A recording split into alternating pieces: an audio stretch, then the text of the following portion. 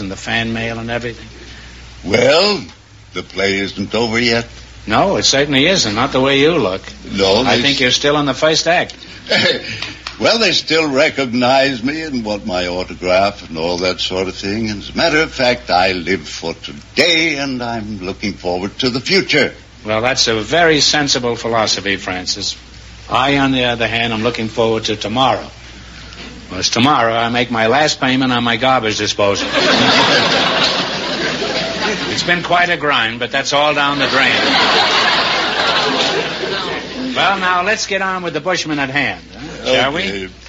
And you have selected as your category cities and small towns of the United States. So all those one-nighters you played, I'll bet you're pretty good at this, huh? I'll give you 4 cities or towns in a particular state, and you identify the state. Shake hands with a real actor, yes. George. How do you do, George? This is Mr. Fenneman. Mr. Fenneman. Who's being discharged as soon as the performance is over. Now, if you miss 2 in a row, you're out. If you get 4 in a row right, you win $1,000. Remember, despite the fact that you're married, you're partners in this thing, so you discuss each one before you answer. Clear? All right, and what state are these places? Paragould, Pine Bluff, Texarkana, and Hot Springs. Moore says Arkansas. Moore is absolutely right. Arkansas is right, yeah. You have one right. Soda Springs, Gooding, Moscow, and Pocatello. What's the state? Idaho. That's right. You have 2 right. Tallulah,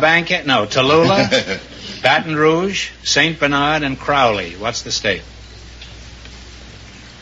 Louisiana. Louisiana is right. If you get the next one right, you'll have $1,000.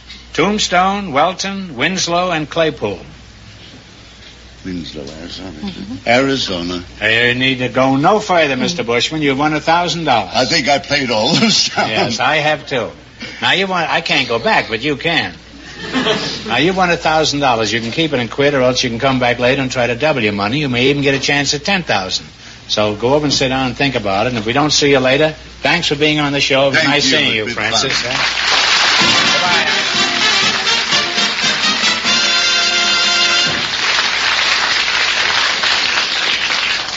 We'll find out if any of our contestants will try for $10,000 in just a moment. A man with a crystal ball. That's what fellow newsmen and laymen alike have called NBC's Alex Dreyer. During the dark days of World War II, Alex Dreyer called the turn of events on the fall of France, on the Nazi march into Russia, the Allied invasion of North Africa. He predicted to within 4 days the date of Germany's surrender. On the American political scene, his record has been equally impressive. How does he do it? Well, Alex Dreyer is a man on the go, searching out the source of news, getting the stories direct from the people who shape the course of events. Alex Dreyer, cited for distinguished service to American journalism, is typical of the top NBC newsmen who broadcast News on the Hour. This is Chet Huntley inviting you to be with us as the news breaks on News on the Hour, all day, every day, over most of these same NBC stations.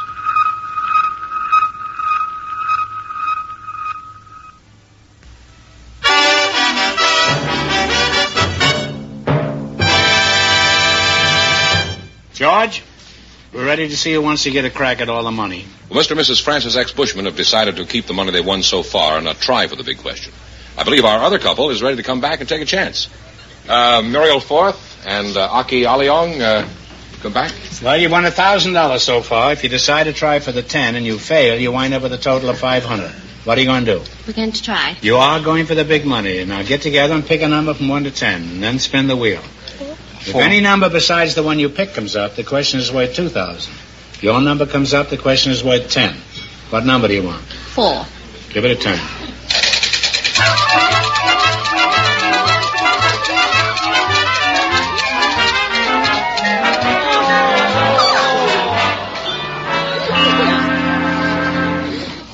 Number was 4 and it came on 7, so this question is worth $2,000. The Mormon Church was founded at Fayette, New York, Fayette, New York, in 1830.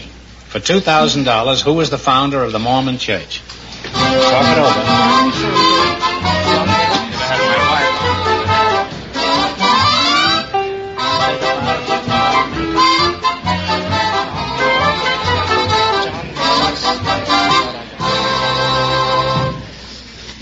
Well, I don't think we know, but we can take a guess at it. I think Smith? John Smith? Last name is right.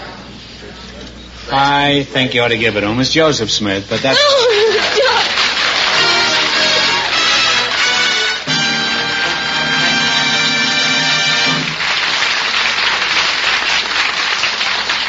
Well, you won $2,000. What are you going to do with the money?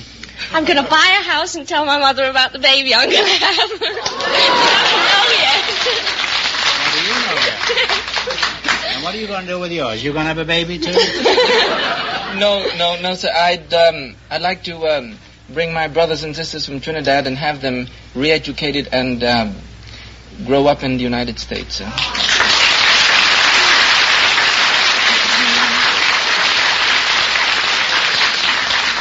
Well, Aki, if they're anything like you, they'll be welcome additions to our country.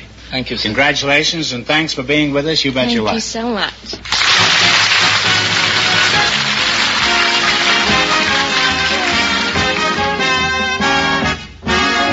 The Best of Groucho is transcribed in Hollywood, produced by John Goodell, directed by Robert Dwan and Bernie Smith, music by Jack Meakin. This is George Fenneman reminding you to tune in again next week, same time, same station, to hear the one, the only Groucho. And see The Best of Groucho on NBC TV every Thursday night. The Best of Groucho is heard by our armed forces around the world. Melanie Kahane and Ben Grauer broadcast Decorating Wavelengths, the program designed to help you design a more beautiful home, tonight on most of these NBC stations. Oh, come in, Smithers. What is it? Speak up, boy. Orange juice. No, sir. New Kellogg's Rise and Shine. Hey, fiendish. And look at this, sir. No peel, no pips, and it's got vitamin C. Well, Smithers, I suppose this is it. What are you doing, sir? Thank you, Governor. Wife and 3 pips to support. Thank you. New Kellogg's Rise and Shine. Now tastes as good as orange juice. Do you know the one-word recipe for cheesecake? Greens, greens, greens, greens, greens, greens, greens, greens, greens. Greens cheesecake. Greens, greens, greens. Greens cheesecake. Sweet crumbly biscuit, smooth tangy filling. Just add milk and butter, made in 10 minutes and no baking. Greens, the one-word recipe for cheesecake. Greens cheesecake. Lemsip is a complete cold treatment. It's made to help lift headache and feverishness, clear your stuffy nose, soothe your tickly throat, and bring you warmth and comfort. Lemsip, a complete cold treatment. Standing in a bus queue, sitting in the traffic, letting other people plan the way you go. It's time you broke away. Believe in freedom, believe in Honda. Going when you like, from door to door, your Honda bike and you. Believe in freedom, believe in Honda. Going where you like, your Honda bike and you. I've been gardening in white gloves, just to prove that dirt can't hide from new Tide. Tide's been intensified to bring you cleanness no other low-priced powder can beat. I'm going to hide these filthy gloves in the pockets of these cords. Too tough a test for a low-priced powder?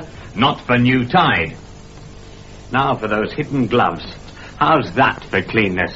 Proof that dirt just can't hide from intensified Tide. Try it. I've been gardening in white gloves, just to prove that dirt can't hide from new Tide. Tide's been intensified to bring you cleanness no other low-priced powder can beat. I'm going to hide these filthy gloves in the pockets of these cords. Too tough a test for a low-priced powder? Not for new Tide. Now for those hidden gloves. How's that for cleanness? Proof that dirt just can't hide from intensified Tide. Try it. Keeping the radio memories alive thanks to the sponsorship of John Paul Pet. Pet care with a salon pedigree. Visit jppet.com today.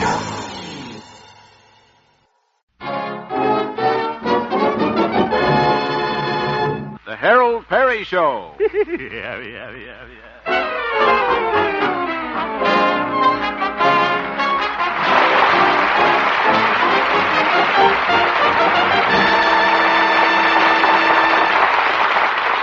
And now, Harold Perry as Honest Harold the Homemaker.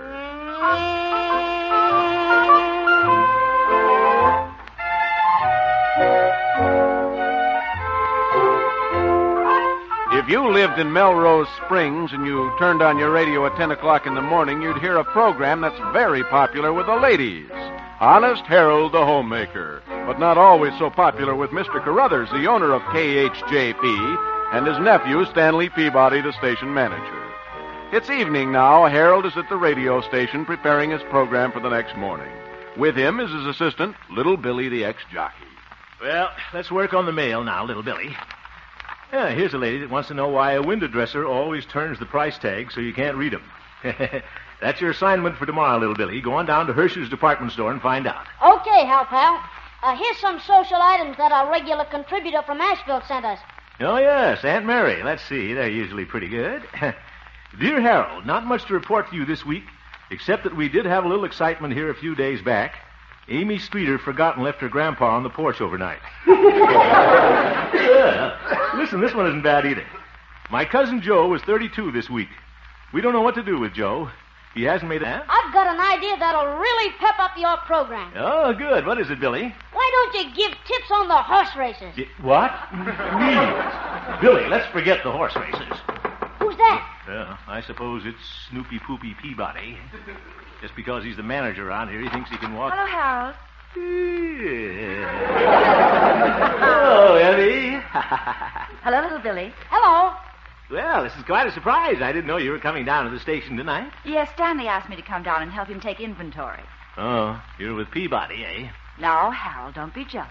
Well, as long as you're here, guess we could have a cozy little chat. Yeah, let's have a cozy little chat. Billy, weren't you going home early tonight and look over a racing form or something? Go home and... Uh-oh, I get it. Yes, he gets it. You want me to look over a racing form while you look over a filly. Billy? That's silly, Billy. So long, Hal, pal. Imagine that little jockey having an idea like that.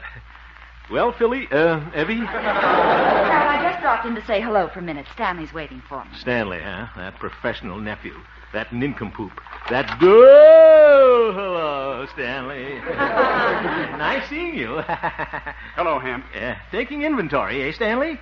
Guess you counted in old Honest Harold, the homemaker. No, I was only counting the assets tonight. Liabilities tomorrow. Well, I led with my chin. Ready, Evelina? I'll take you home now. Well, Stanley, all through checking things around the station? Yes, of course. Did you check the thermowattle? The what? Well, you're the manager of a radio station. You ought to know what a thermowattle is.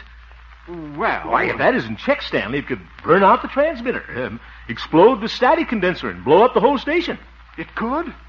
Evelina, will you excuse me? I just remembered something. I'll see you later. You know, it's funny, but I've never heard of a thermowattle. You haven't? Neither have I. Honest Harold, really? Well, all's fair in love and war and thermowattles. Come on, I'll walk you home. Oh, you don't have to do that. Can't have you walking all that way by yourself. But it's only 3 blocks. Not the way we're going.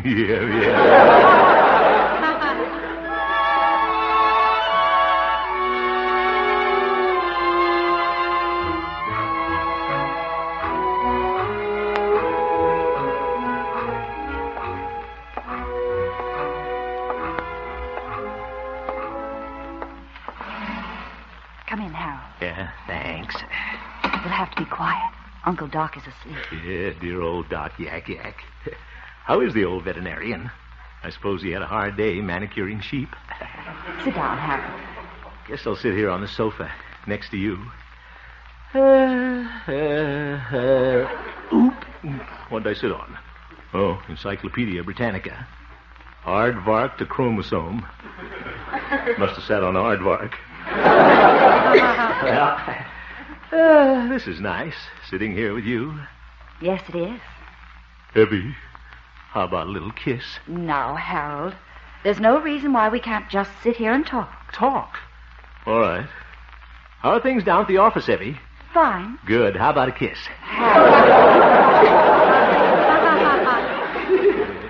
Evie, why haven't you ever married?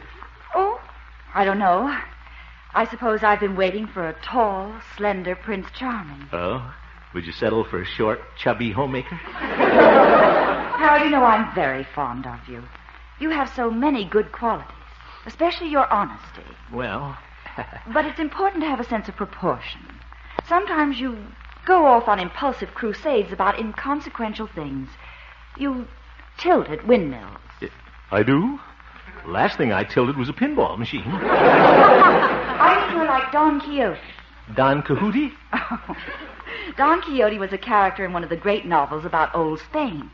He was a crusader, too. Oh. He saw every windmill as an imaginary enemy and went charging into it with his lance. Oh, I wouldn't do that. Besides, there aren't any windmills in Melrose Springs. Oh, dear, I guess you'll never change. Evie, would it make any difference to you if I did? Well, it might. Well, if it means so much to you, I'll reform. No more tilting pinball and windmills. Do you really mean that, Harold? You bet I do. You know you mean an awful lot to me, Evelina. Remember when I used to sing this to you? Evelina, won't you ever take a shine to that moon? Remember? Evelina, ain't you bothered by that bobolink's tune? Tell me how long you're gonna keep delaying the day. Don't you reckon it's wrong, trifling with your honey this way? Evelina, won't you pay a little mind to me soon? Wake up, wake up. The earth is fair, the fruit is fine.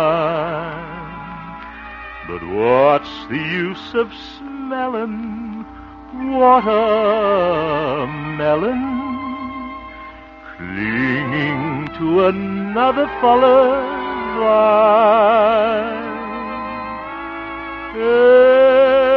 Evelina, won't you roll off that vine and be mine?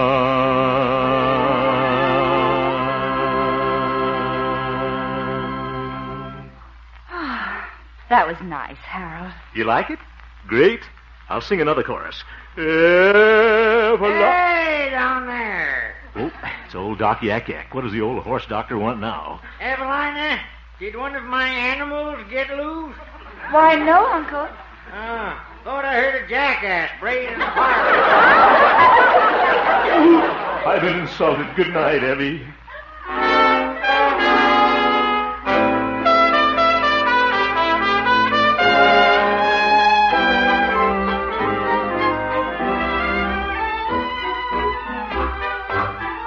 Hurry, I'll be late for my program this morning.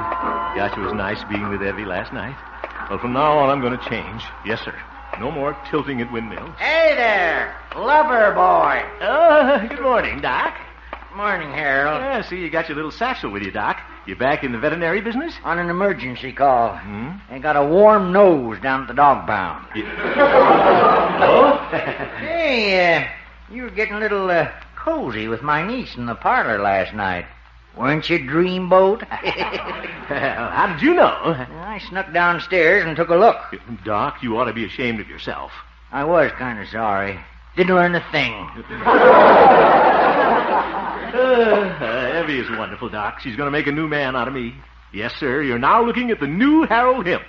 Don't look a bit better than the old one. No more going to bat over every... Say, Harold. Yeah? Heard something this morning that ought to interest an old crusader like you. What? City's planning to cut down that big elm tree on Main Street. The one by Hofstad's hardware store? They can't do that, Doc. Why, that tree is as old as Melrose Springs. She's leaning. Old man Hostad claims it might fall on his store. Says it's like living under the hanging sword of Damocles. Why, the old crab. I defy the city to cut down that tree. Just wait till you hear my program this morning. Woodman, spare that tree. Touch not a single bough. For years it's sheltered me, and I'll protect it. Oh.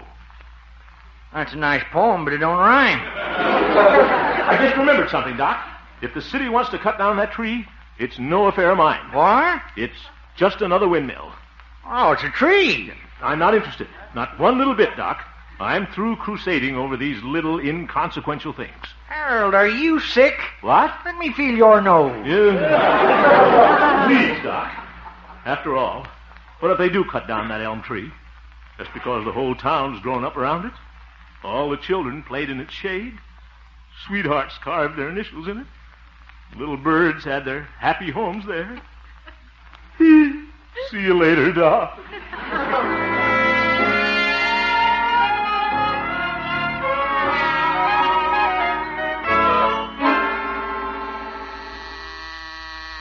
Good morning. This is Station KHJP, the station of the friendly frost warnings. Honest Harold the Homemaker will be on in 20 minutes. I think. Off again, on again. Harold, they ought to call him. Well, good morning, Glory. Good morning, Mr. Hemp. I've got some good news. You're going to have some new spot announcements on your program. Well, that's good. Who's the sponsor? Smiling Sprocket's Pawn Shop. You know, be happy, hock it with Sprocket. Yes. I pawned my mandolin there once. He learned how to play it better than I did. Oh, Mr. Hemp, I saw something in the paper this morning I think you ought to know. What's that? The city council vetoed the appropriation for pigeon feeding in Boomer Park. What? Why, those hard-hearted, nickel-nursing anti-pigeonists? They'll hear from Harold Hemp. Oh, I knew the pigeons could count on you. Yeah, absolutely. Just wait till I get on the air. I'll... Oop. No, I won't. I mustn't be a Don Quixote. Don who? Gloria, haven't you ever heard of Don Quixote? Oh, sure. I love his rumba music. Yeah, he plays like a windmill. See you later, Gloria. Oh, Mr. Hemp, I forgot to tell you. Mr. Peabody wants to see you in his office, and right away. Oh, he does, eh? Getting to be a habit. Well, all right. Bet he's mad because I sent him after thermowaddle last night. Guess he found out there's no such thing. I don't know why I do things like that to Stanley. Yeah, I guess he'll read the riot act to me. Well, might as well go in and face the chin music. Well, good morning, Stanley. Hello, Hemp. Sit down. Yeah, thank you. That was pretty clever of you last night, sending me to look for that thermowaddle. Well... It took me 2 hours, but I finally found it.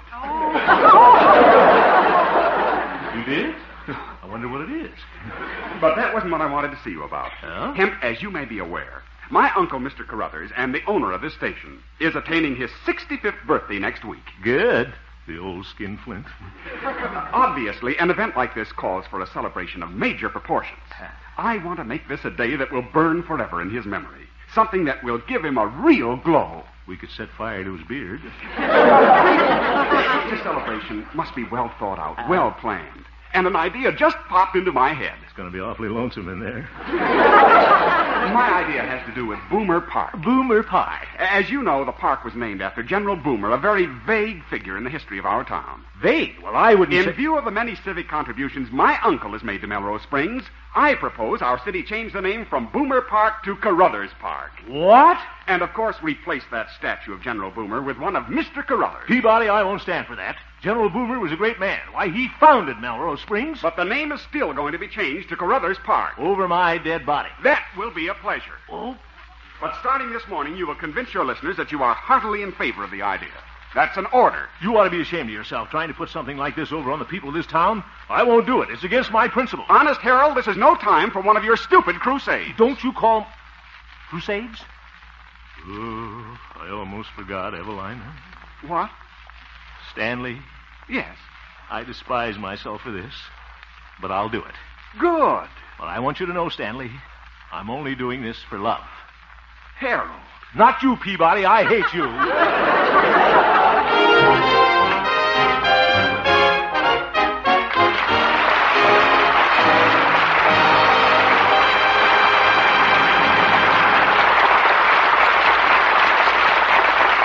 return for the second act of our story, Honest Harold, in just a moment. 3 more top stars check in next Sunday, October 1st, at CBS, The Star's Address. Amos and Andy will be back with the Kingfish and their other cronies, and Red Skelton will return for another great season of laughter with Junior, the Mean Widow Kid, Willie Lump Lump, and Deadeye the Cowboy. Be listening next Sunday night for the return of Amos and Andy and Red Skelton on most of these same CBS stations.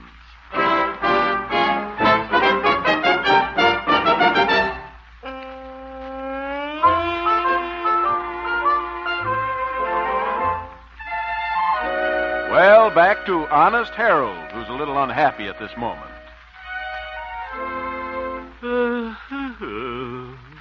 For the first time on his Happy Homemakers program, Honest Harold let the people of Melrose Springs down. You said it. Against all his instincts, he came out in favor of changing the name of Boomer Park to Carruthers Park. Yeah, I could bite my tongue off. It's late in the afternoon, and Honest Harold is slinking down the hall of the radio station. Good night, George. Probably didn't hear me. Good night, Jerry. Must be busy working on those W-4 forms.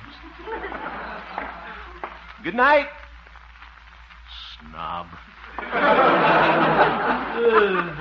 You might as well face it, Honest Harold. Ever since your program this morning, nobody's speaking to you. Good night, Harold. Good night, Peabody. There goes one windmill I ought to tilt. Relative. Yes, Gloria? Oh, gee, everybody's sure mad at you. Yeah, I'm aware of that, Gloria. Mr. Feeney called from the post office. There's a stack of letters there for you already. He said some of them threaten mayhem. What's that? Never mind, Gloria. Well, I think I'll run over and see Evelina. Mr. Hemp, do you want me to take the calls that come in for you? No, better not, Gloria. You're too young to hear that kind of language.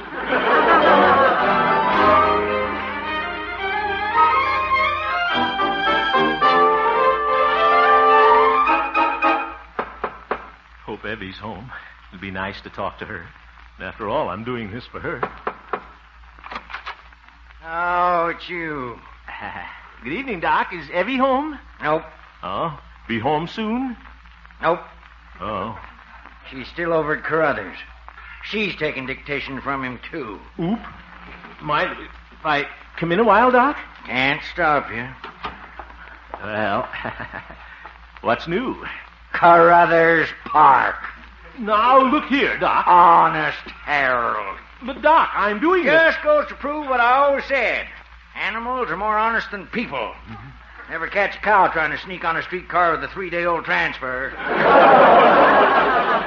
Never heard of an Airedale being sent to jail for cheating on his income tax. Doc, what else could I do? All I know is I'm disappointed in you, Harold. Coming out in favor of changing the name of Boomer Park. You know everybody's against a thing like that. Why, if you keep this up, you won't have a friend in town. I don't care. I'm doing what I think is right, and I'll stand by it. I'm as honest as I ever was. I'm a low, crawling, miserable worm.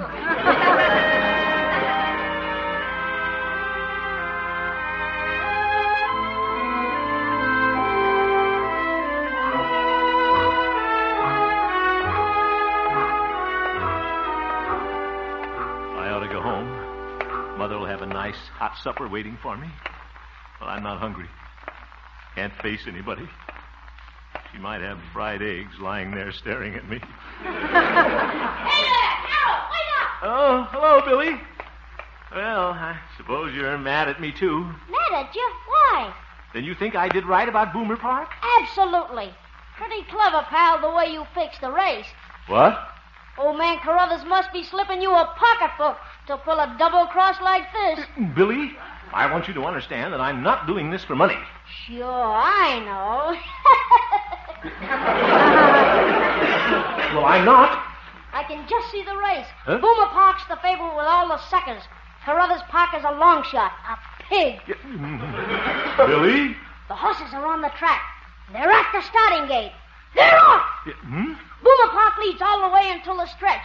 And then when the judges ain't looking, you take the needle, lift up the saddle, and jab Carruthers in the hindquarters. Billy, I'll do no such thing. And Carruthers Park shoots inside the rail and wins by a nose. Oh, for heaven's sake, this is ridiculous. Billy, you know very well that I wouldn't have anything to do with a crooked race. Well, maybe it ain't a crooked race, but I just hope they don't give you a saliva test.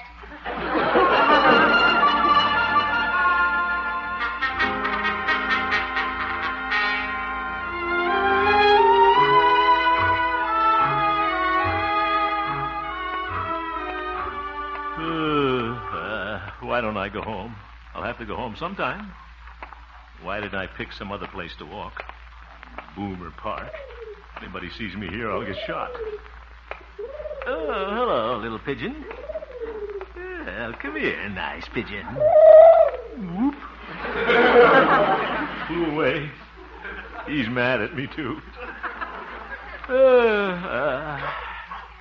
What am I going to do? Who's that? Oh, General Boomer's statue. Hello, General. How are things? Just think. Been sitting on that horse for 80 years. Must be getting saddle sore.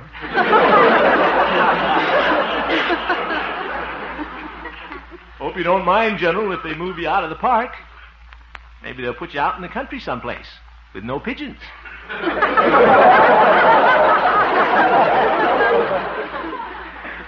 Hate to do this to you, General, but it's for love. You must understand about love. You had 11 children. Gosh, General, put yourself in my place. A man's got to be sensible sometimes.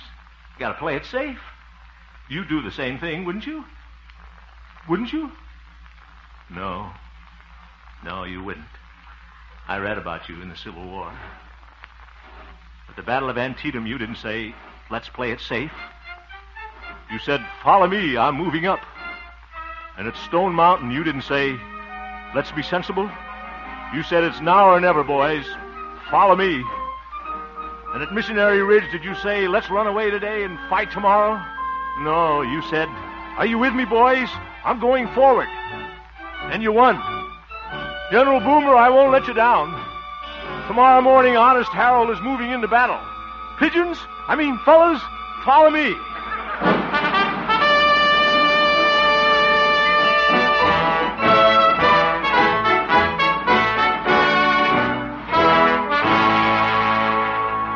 And so, listeners, this is Honest Harold the Homemaker telling you once again that I will oppose, and I urge all of you to oppose, any scheme to change the name of Boomer Park.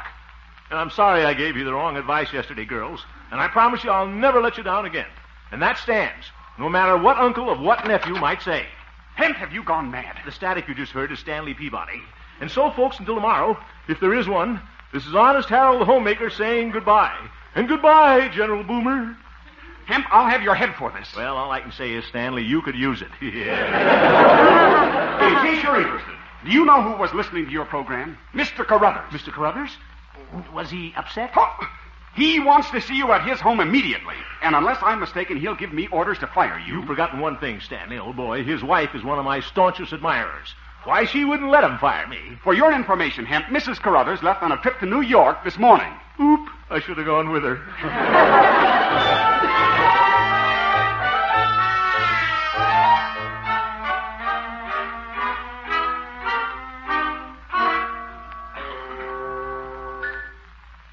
Well, here's Carruthers' mansion. Big. Looks more like a medieval castle. Probably has a torture chamber in the cellar for ex-employees. Oop, door's opening. Sure needs oiling. Come in. So does he. Thank you. Big butler. So you're the butler here, eh? Well, how do you like butling? Must be a silent butler. I'm here to see Mr. Carruthers. Down the hall. Down the hall. Thank you. Thank you very much. Wonder what he charged to haunt the radio station. Sure is a long hall. That big tapestry. What's that? And these knights in suits of armor. Wonder if they used to get 2 pair of pants for those suits. This must be his study. Come in. Mr. Carruthers? Mr. Carruthers, you'll address me by my military title, sir. Major. Major? That's right. Major Aloysius Carruthers, Light Horse Cavalry, 3rd Platoon, National Guard. Who are you? Harold Hemp, BPOE, reporting, sir. Oh, thank you. You the young fellow who has a program on my station? Yes, sir. Honest Harold the Homemaker. Songs, household hints. Why hint? Come right out and say what you mean. Oh, yes, sir, I'll do that. Why doesn't the old boy fire me and get it over with? How are things at the station? I may inspect there one of these days. Ready for inspection? Always be ready for inspection. Keep your shoes shine. Never volunteer. Remember that. Yeah. Oh, brother. Well, life and live off the country. Now, young man, I heard you say something this morning about renaming Boomer Park. Oh, here comes the firing squad. Look there on the wall. And? Map of the Civil War, Battle of Antietam. I'm writing a book on that battle. Look at that pin, the big red one. Know what that is? A USO unit? That, sir, is General Boomer. Who? General Martin P. Boomer, one of the greatest tacticians of the Civil War. General Boomer? Follow me, I'm moving up, Boomer? His words exactly. Ah, remarkable soldier. And that ant-brained nephew of my wife wanted to rename Boomer Park after me. Doesn't he know the difference between a major and a general? I'll explain it to him, sir. Right. Go back there, Hemp, and shake up that outfit. Tighten things up. Tell him to prepare for inspection. Yes, sir. It'll be a pleasure. Honest Harold, you're dismissed. Dismissed? Oh, you mean I can go?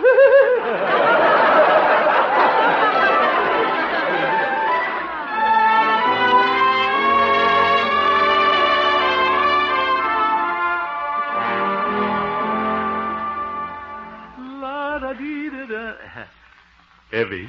Yes, Harold. You weren't angry with me for breaking my promise? Why, no. In fact, I'm very proud of you. You are? There are some things a man has to take a stand on.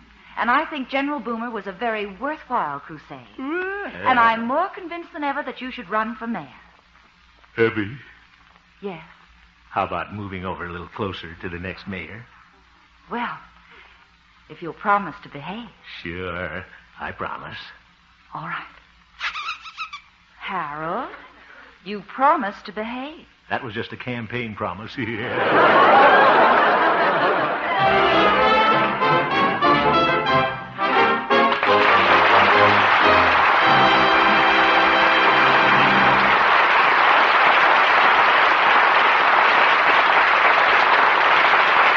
just heard the Harold Perry Show, Honest Harold. The supporting players included Francis Robinson, Ken Peters, Jerry Marin, Jack Moyles, and Will Wright, and featured Gloria Holliday as Gloria and Joseph Kearns as Old Doc Yak Yak. Norman MacDonald directed, and the music was composed and conducted by Jack Meakin. Tonight's script was written by Gene Stone, Jack Robinson, and Dick Powell.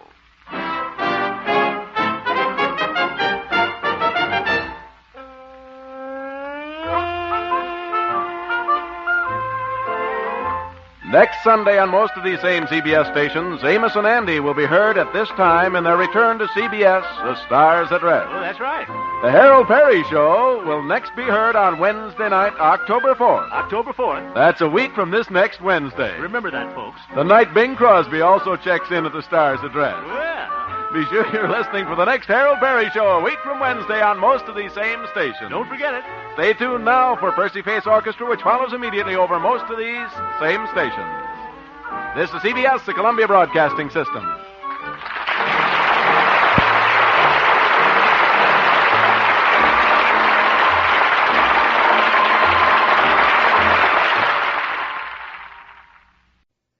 Classic shows from the golden age of radio. This is the Rocket Classic Radio Network.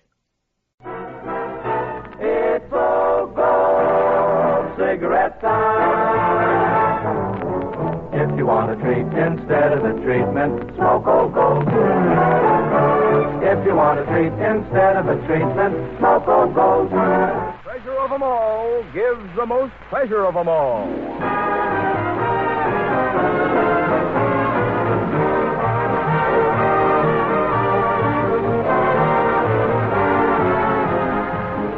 This is Marvin Miller, ladies and gentlemen, speaking for the makers of Old Gold cigarettes, who are pleased to present the 30th in a series of new programs with Carmen Dragon and his orchestra, starring Metro-Goldwyn-Mayer's lovable Frank Morgan, the genial Don Amici, and charming Frances Langford, who sing... Come away with me, Lucille, in my merry Oldsmobile. Down the road of life we'll fly, automobile bubbling you and... Thank you, ladies and gentlemen, and good evening. Pardon, Don. What is it, Simon? Well, last week you told me to stick to my music and forget about telling yonkers, and I disagreed with you, remember? I remember. Well, I asked my wife, and she thinks you've got a good point. Oh, she does? Yeah. Then I used my head, and I think I got a good point, too. That's for sure. So I combined the music with the yoker, and what did I get? What? A musical yoker. Oh, no. Boys, let me have a chord. A modest sword swallower married an inflated balloon dancer, and right after the ceremony, he left her flat.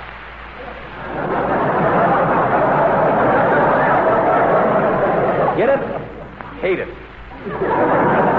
I'm only trying to make your job easier, Don. I even got you a guest for tonight. A guest? What does he do? Huh? What does your guest do? I forgot to ask him. Oh, fine. Where'd you find him, Carmen? Well, he was hanging around the stage entrance, and I thought to myself, why not ask him if he's interested in being a guest on our program? So I did, and he was, and here he is. Say hello to Mr. Amici, Don't know his name either, huh? Well, I had to save something for the interview. What's your name, buddy? Gordon. Buddy Gordon. Fine. Now, just stand a little closer to the microphone so you'll sound better, Mr. Gordon. He sounds better than you do. Mr. Gordon... Hey, cut it out. He's my guest, boy, and I'll do all the interviewing, boy. Oh. Well, go ahead, boy. Okay. Now, Mr... What'd you say your name was, Buddy? Buddy. That's fine. You got any questions you'd like to ask him, Don? All right, Carmen. Mr. Gordon, would you mind telling us what your occupation is? Not at all, Mr. Amici. I'm a process server. A process server? Well, that sounds interesting. And you took the evening off to come down here and see our show, huh? Well, not exactly. I've got a summons to deliver to one F. Morgan. F. Morgan? Well, guess I'll be going home now. Come back here, Carmen. What for? You don't need me around to interview your guest. He's not my guest. You brought him here. Please, gentlemen, don't squabble over me. I'd get Mr. Morgan sooner or later anyway. What makes you so sure, Mr. Gordon? Because I'm considered the ace process server in the sheriff's office. My record is unsullied. Oh, it is, huh? It is, sir. In the 12 years I've been serving summonses, I've accounted for every male witness. Well, how about women? In 1947, I caught 394 matrons and 64 debutantes. You did? What'd you use for bait? Frank.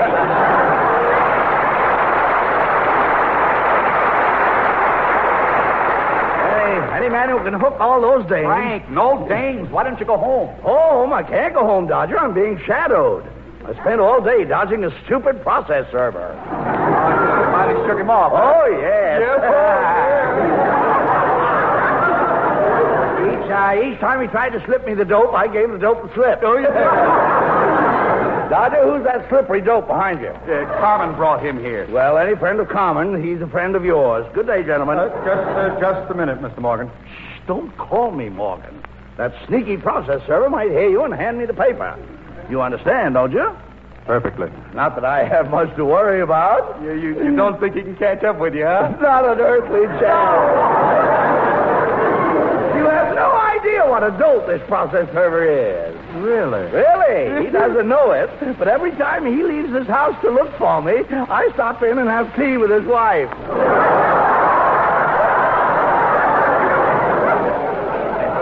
What? Oh, you should see her. First time I ever had tea with a lemon.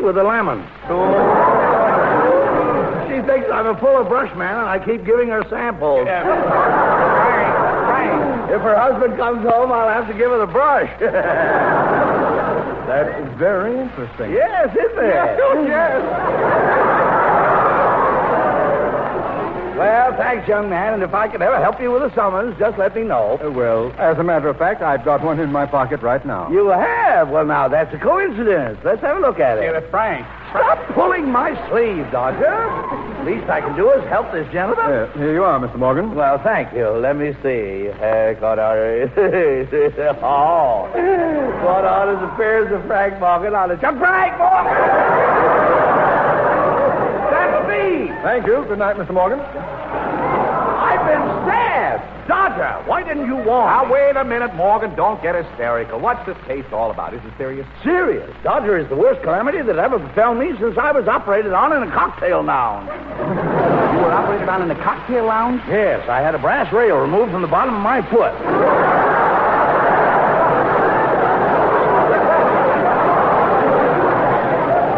Another story. So what about the summer? Well, I was driving to the studio last Friday at a moderate rate of speed, accompanied by an old friend. Oh, yeah.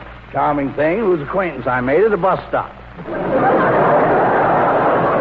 Yes, while waiting for the lights to change. Oh, sure. My companion was a prim young lady, very straight-laced in a loose sort of way. We were discussing her career when the accident happened. What accident? Well, as I said before, I was driving very carefully with both hands on the girl wheel.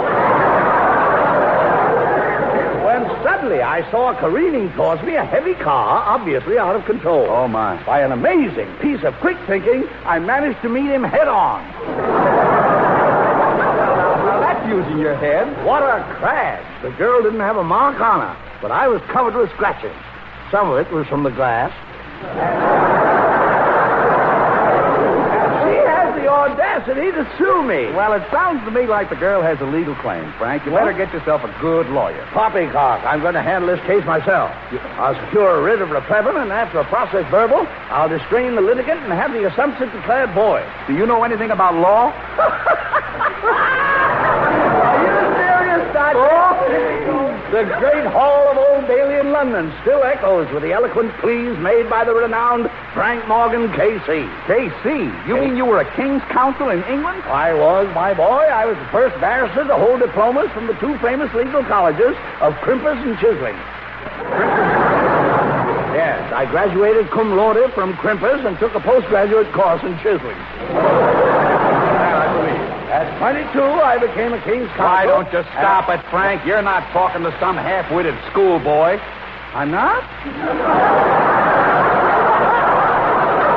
There isn't a soul in the world who believed you were a lawyer unless he was a thick-skulled young bumpkin from the sticks. I don't want to intrude, Don, but I believe Mr. Morgan. Well, it's that thick-skulled young bumpkin from the stick. Pull up a stick and rest your thick bump, skunky. Pardon? Frank, I refuse to stand here week after week and watch you lower the dignity of Marvin Miller. Well, I'll stand here and you lower it. Mr. Morgan, I don't want to bother you. Well, you do, you know. I'm sorry, but I overheard you discussing law, and I've studied the legal profession for years. Right now, I'm wrapped up in 3 Champerty suits. Really? I thought you got those bulges from stuffing turkeys up your vest. That enough, Marvin? I told you this faker doesn't know anything about law. Nonsense. For generations, the Morgans have been fixtures at the bar. I know. Beginning with my grandfather, Shyster Morgan, down to my Uncle Vagrant and my Aunt Pickpocket. Your Aunt Pickpocket? Yeah, the dippy old snipe. Always lifted her own poke when she was jugged.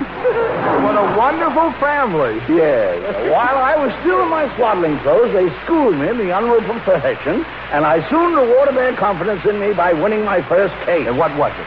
The principals were an itinerant tinker and a wealthy chambermaid. Oh. She had married the tinker and drawn a will in his favor. Later, she regretted her action, and after working with the stubborn maid for 6 hours, I managed to break her will.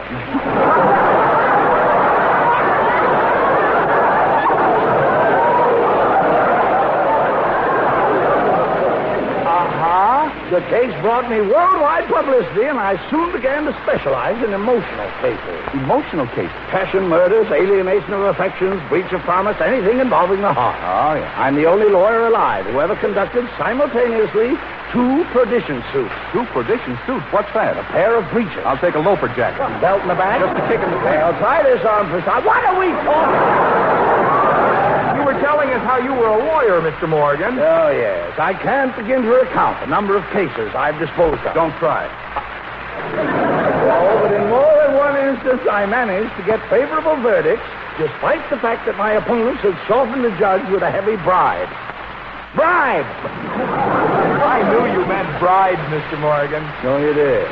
Well, the case that put me in the public eye was a little affair dubbed by the newspapers as the Morgan murder case. Oh, who did you kill, Frank? Two other shysters who muscled in on my... I object to it!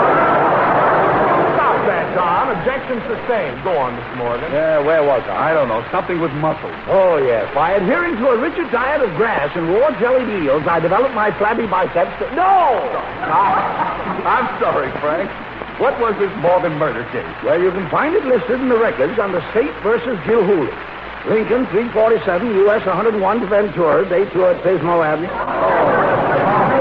I'm going to appeal this to the Supreme Court. Yeah, what about Gilhooly, Frank? Well, they had a very flimsy case against him, but the boy was smart enough to come to me. Smart. I'll skip the weeks of drudgery I went through in building up his defense, bribing witnesses, destroying evidence, and forging letters. Suffice it to say, I was thoroughly prepared when the trial opened. And what happened? Well, the district attorney was rather an unscrupulous fellow, and the case went badly during...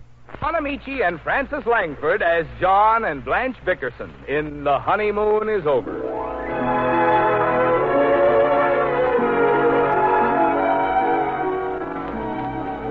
2:00 in the morning finds the Bickerson automobile straining under the additional weight of a house trailer, moving in the general direction of Yellowstone National Park.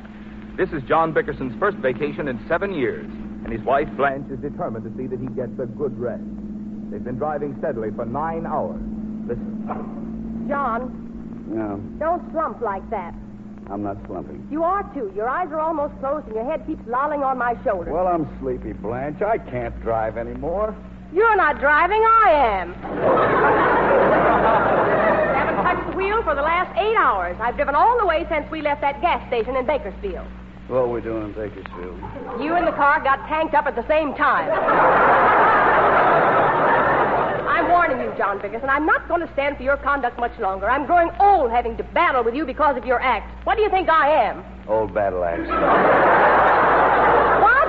You put out the lights, Blanche. What are you talking about? I don't know. I'm not listening. Drive careful, Blanche. Good night. I wish we'd never started on this trip. I won't shush. You've got no right to treat me like a truck driver. You haven't been 1 minute's help to me. I don't know where we're going. I can't understand these dials on the dashboard. I'm telling you now, John, if you fall asleep once more, I'll run out of gas. Oh, you say it, but you won't do it. That settles it. I'm not going to drive another step. Well, pull over to the side. You can't stop in the middle of the highway. You're blocking traffic. Oh, all right. It won't start. Let me see that gas gauge. Empty. Why didn't you tell me we were running low? I told you I didn't know anything about it. Well, there's no use sitting here. There's only one way to get this outfit over to the side of the road, and that's by pushing it. Now, don't touch a thing until I tell you. Okay, Blanche. I can't even budge it, John. You come out and push.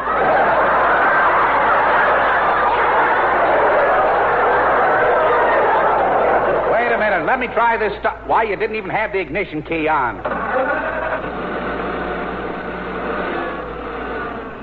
There, that's that. Turn off the headlights, John, and come back here in the trailer. Where did I put that suitcase with my nightgown? John? John? Where is he? What's he doing in that car?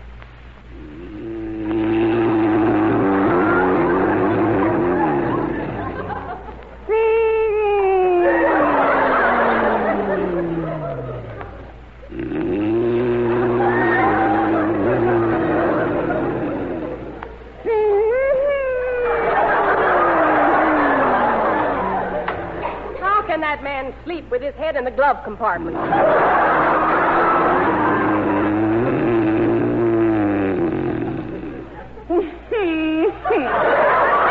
can't believe it. John.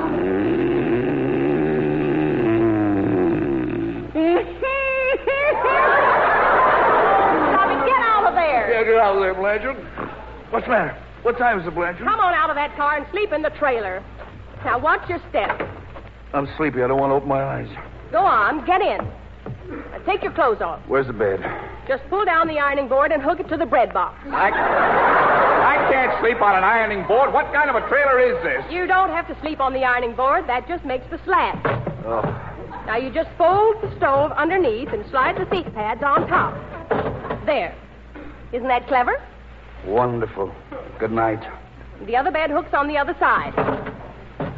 See how simple it is? I hate it. Oh, you're never satisfied with anything. This trailer's a darn sight better than our apartment, if you ask me. Yeah. It's got every modern convenience.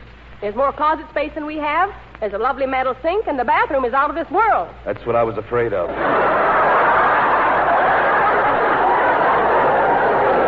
Blow out the candle, Blanche. It's not a candle. It's an electric bulb shaped like a candle. Well, turn it off and go to sleep. Oh, I've never been so tired in my life. Well, if it won't trouble you too much, I'd like to get out of my clothes. Would you mind unzipping my back? Back up. Thanks. Here's the zipper. Well, I couldn't help it. The darn thing came off in my hand. Why don't they sew it on tight? I'm going to take it back to Madame Selma's and get a refund. Then I'm going out and buy some real clothes. Oh, you got plenty of clothes. I have not. You have, too. You spend a fortune on clothes. How can you say that? All I own is this dress and that red dinner gown. And I got that gown for a ridiculous figure. Well, you were fatter then. I'm talking about the price. Don't you go babbling about me spending money for clothes. Is it any crime that I need a new dress? You always need a new dress. When I married you, you didn't have a rag on your back, and now you're covered with them. It's true, though. All I've got is rags. And you scream your head off if I buy one dress a year. In another 2 months, I'll have absolutely nothing to wear around the house. Then what'll I do? Pull down the shades.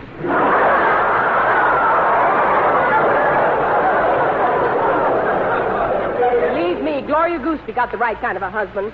That Leo gives her everything, and he never squawks. Leo covers her with diamonds and bundles her in furs. Leo bought her a blue mink coat last month, and the month before that, Leo gave her a pearl necklace. Yeah, pearl necklace. I saw her last week, and what do you think she's got wrapped around her little finger? Leo.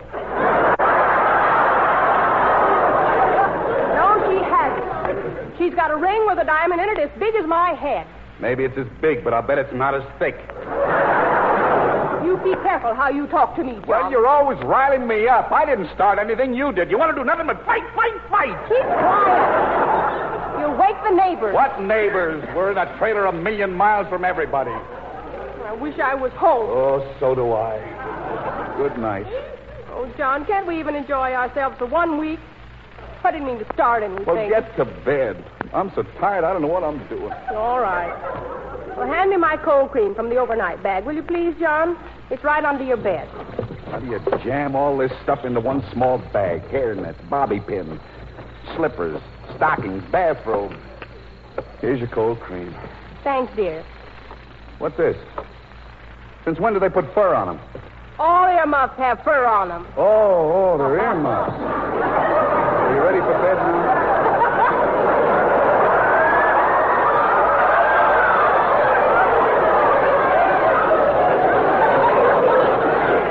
I'm ready. Good night. Let's talk. Oh, Blanche, I don't feel like talking. I want to sleep. I don't understand you. I swear I don't. You never want to talk. Not to me, anyway. I mean a real conversation. John? Yeah. Do you know you haven't actually spoken to me for 3 months? Why is that, John? I didn't want to interrupt you. See, then you say I start everything. Can't you say something nice to me just once in your life? Must you always dig at me? Blanche, it's 3 o'clock in the morning. I don't care. I try to be sweet to you, and you won't even be civil. Oh, I'll bet there is another woman alive who has to humiliate herself the way I do to get a kind word from her husband. Kind word. Why did you marry me if you can't stand the sight of me? I can stand the sight of you. But you don't love me. Yes, I do. You don't. I tell you, I do. Then why don't you say it? I've said it until I'm blue in the face. I made records in 7 different languages. I broadcasted on Truth and Consequences. I even offered to stamp out John Loves Blanche with a hot branding iron, didn't I? You wouldn't let me do it, would you? No. Why not? Because it was burning my hip.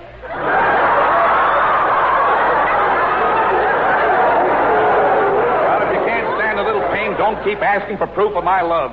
I'm going to tell you for the last time, Blanche, no man ever felt about a woman the way I feel about you.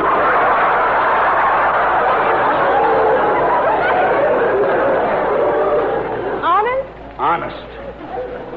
Do you really despise me? You know I do. Please don't start that all over again, Blanche. Well, I can't help feeling that... What was that? What was what? Outside the trailer. I thought I heard somebody prowling around. Get up and look, John. Oh, there's nobody there. You left the keys in the car. Why don't you get up and look? There's nothing to look for. That proves that you don't love me. You once told me you'd face death for me, didn't you? Yes. Then why don't you go see who it is? How do I know he's dead?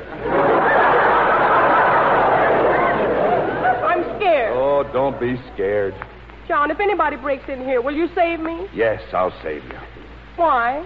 Oh, what's the matter with you, Blanche? Why don't you just calm down and go to sleep? I can't sleep. I'm worried. Well, I tell you, there's nobody outside. It's not that. I've got something to tell you. Well, tell me. If you give me a kiss, I'll tell you. Tell me later and I'll kiss you later. You might not feel like kissing me later. I don't feel like kissing you now. Not after the way you upset me. What have you done? You remember when we stopped for gas in Las Vegas? I remember. Well, I went into the washroom to powder my nose, and they had a slot machine built into the mirror. You went for it, huh? How many nickels did you lose? It was a dollar machine. Oh, Blanche, you didn't lose $1. I lost $47. $47? You squandered my life savings on a one-armed bandit. I was only trying to make enough to pay for the... How can you throw away my money like that? I worked like a slave to hold on to a few pennies. I deny myself everything. I've been sewing collars on your old bloomers and wearing them for turtleneck sweaters.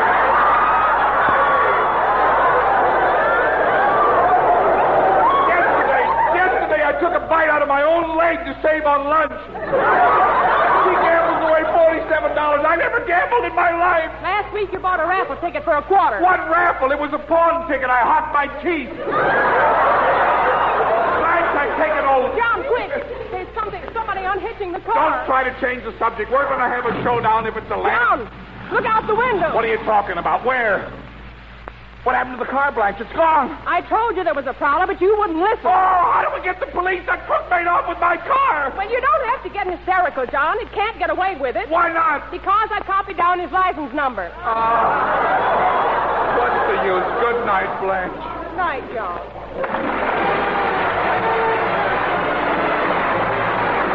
Well, that puts the lid on the 30th Program About You series for Old Gold Cigarettes, written and directed by Phil Radley. Hope you'll be on hand next Friday night for Frank Morgan, Francis Langford, and Carmen Dragon in the orchestra. This is Don Amici saying good night and good smoking with Old Gold.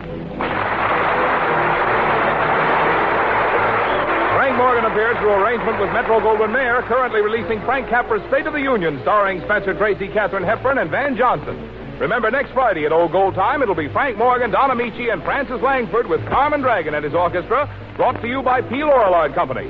Don't forget, every Friday night on CBS, it's fun for the family. Stay tuned now. Do you know the one-word recipe for cheesecake? Green, green, green, green, green, green, green, green, green, green, cheesecake. Green, green, green, cheesecake. Sweet crumbly biscuit, smooth tangy filling. Just add milk and butter, made in 10 minutes and no baking. Greens, the one-word recipe for cheesecake. Green, cheesecake. Ever been riding on a varnish stick? Read what it means in Meccano magazine. Build yourself a radio-controlled powerboat. Full-size plans are free with Meccano magazine. Packed with model planes, trains and cars. Meccano magazine. Out now, 1 and 6. The Selectra Automatic has 10 different programs, takes a £9 wash, and is double guaranteed. And it's only £77. Only at your electricity board.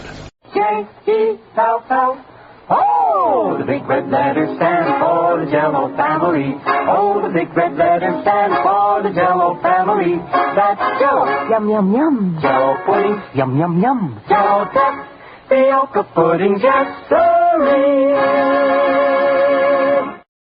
How old and how much is that vase? It's 1,000 years old and worth £10,000.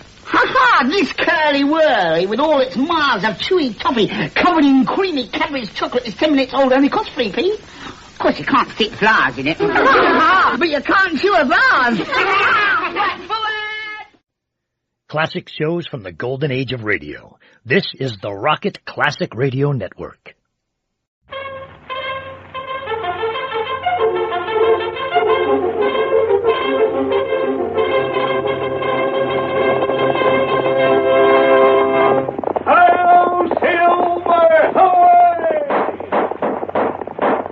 A fiery horse with the speed of light. A cloud of dust and the hearty Hi-Yo Silver. The Lone Ranger.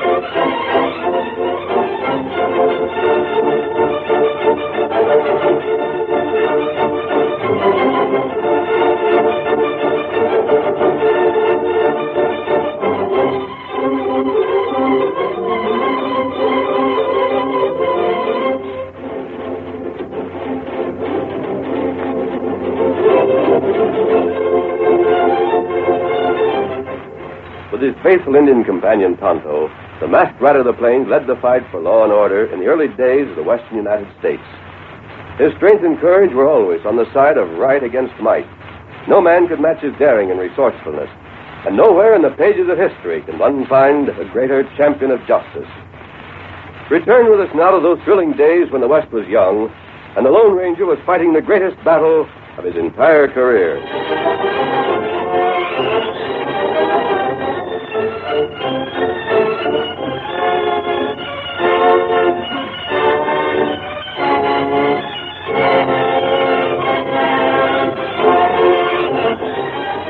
In a wild and isolated valley near the Rio Grande were camped the remaining members of the outlaw bands that had once terrorized the whole district. Formerly, they had answered to the commands of a dozen leaders, but now they were united into a single force under the outlaw known as Pawnee Pete. One morning, a horseman raced into camp. Dismounted, and delivered a message to Pete. Pete scowled and... The boss says we're to leave Tonto in Arizona Lodging to him to handle, eh? Those are orders, Pete. And he's got the crest to think we're going on taking his orders? Ain't you? Stub, when you go back, tell him I sent him a message. Yes? Tell him we've decided if we'd quit taking his orders a long time ago, we'd be better off today. Tell him when he thinks of sending more orders, just to think back to Church and Red and Laramie and all the others. They took his orders. Every one of them's been hanged. Wasn't his fault. We know whose fault it was. Now look, Pete, act sensible. You say to tell him to remember Turk and the boys. Well, why don't you try and remember all the cash you've made for the past year following the boss's orders? That was back a while. That's the same. How much cash we made since Graham sent for the Lone Ranger? How much cash we made since that redskin in Arizona started butting in? It wasn't anything any of us could have helped. No. All right, Stub. I'll make you a proposition. What do you mean, Pete? The boss has always sent his orders through you. Mm-hmm. You was the one rounded all of us up in the first place. We ain't never seen the boss. We don't know where he is. We don't know his name. We ain't never even heard his voice. You're the only one of us that knows a thing about him. That was what you all agreed to. None of you was ever to ask who he was. That was before the trouble started. I'll tell you what we'll do. Take us to him. Let us meet him face to face. We'll hear what he has to say and his reasons for it. If we agree he knows what he's doing, we'll keep on taking his orders. But if we don't, well, we'll tell him straight out we're finished with him. Sorry, Pete. Can't be done. Yeah. I mean it, Pete. You know what would happen to me if I went to the boss with any such proposition? What? If he had me horse whipped, that's the least I could expect. That kind of a fella, huh? Right. And what I said afore stands. What have you fellas got in mind? We're getting to the bottom of this trouble. Yeah? We're going to start from the Rio and work north. Huh? We're going to search out every place a man could camp or hide. We're going to find Tonto in Arizona. And when we do, we're drilling them in their tracks.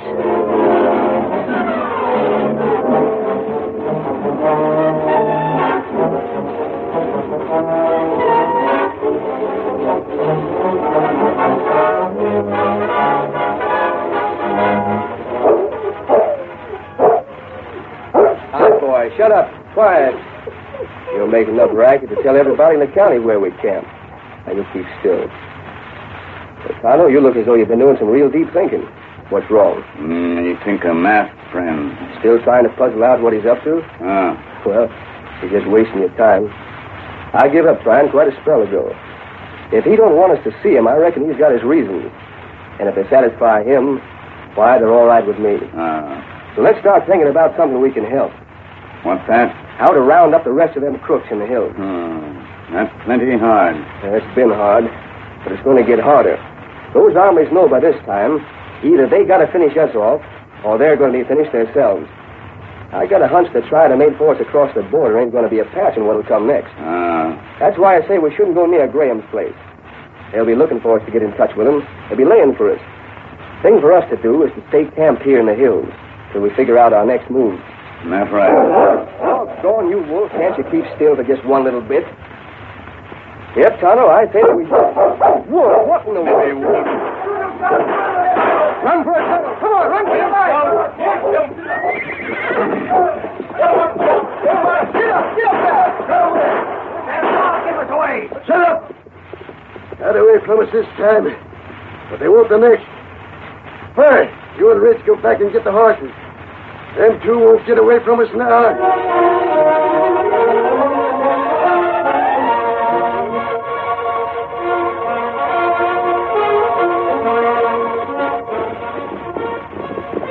Pull up, Tonto. Hold there. I think we gave him the slip. You look. What? Look there. They're still on our trail. Come on, cut over west. Get them all. Tonto, wait. What matter? We can't. Look there. There's some of them there, too. There are others. Oh, gone. There must be 50 of them. And the only way we can go is south. Tonto, if you want to live to see the masked man again, you better keep Scout moving. Get up. Get him up, Scout. Get him up, brother. Get him up.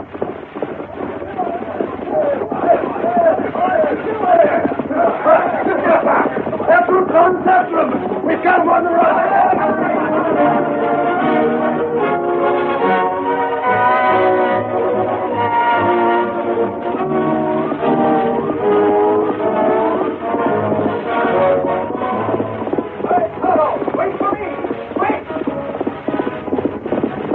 What's the matter? My horse. He ain't going to stand it take much longer, Tonto. He's just about all fagged out. Them still close. Get him up, Scout. Get up. Ain't there someplace we can stop? Make a stand? Can't go much farther. Me no place. How far away? About 3 miles now. How far are them crooks behind us? About 12, maybe. And come on, Tonto. I'll do my best. But the way this horse is tired, maybe before we get there, Scout will have to carry double. Get up, Scout. Get up. Come on, boy. Get up. Get up.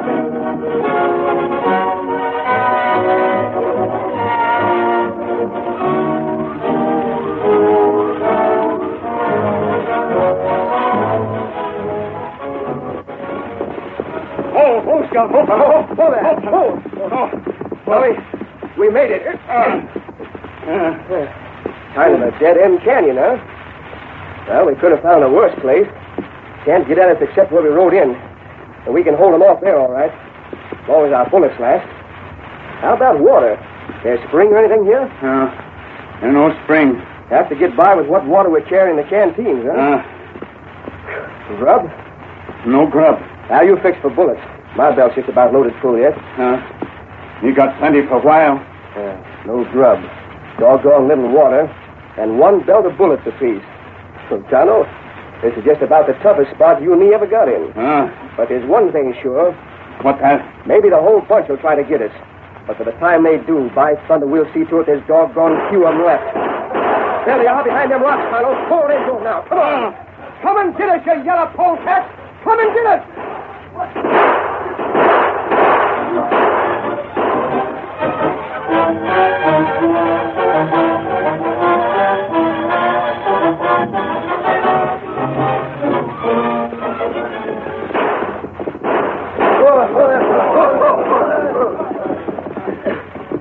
Get out of the saddle, fellas. Hold up in that canyon. Find yourselves cover. We're going to blast them out or starve them.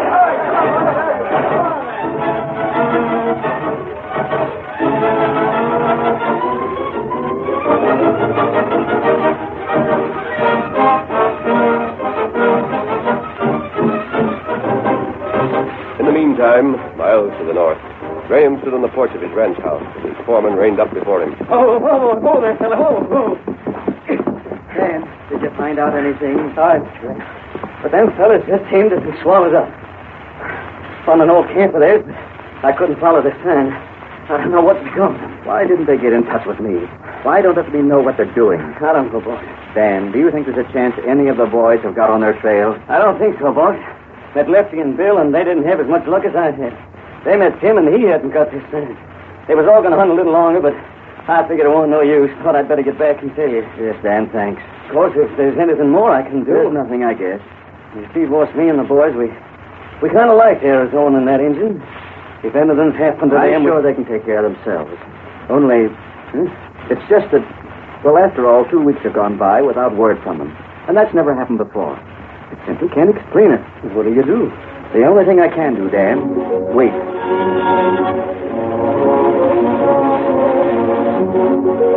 Lesty's back. Tim's back. Bill's back. Why don't I get word from Arizona and Tonto? What's happened? Why can't they be found? Any word yet, boss? Nothing. Boss, I'm afraid... Dan, don't say it. I won't give up hope until I know they're dead.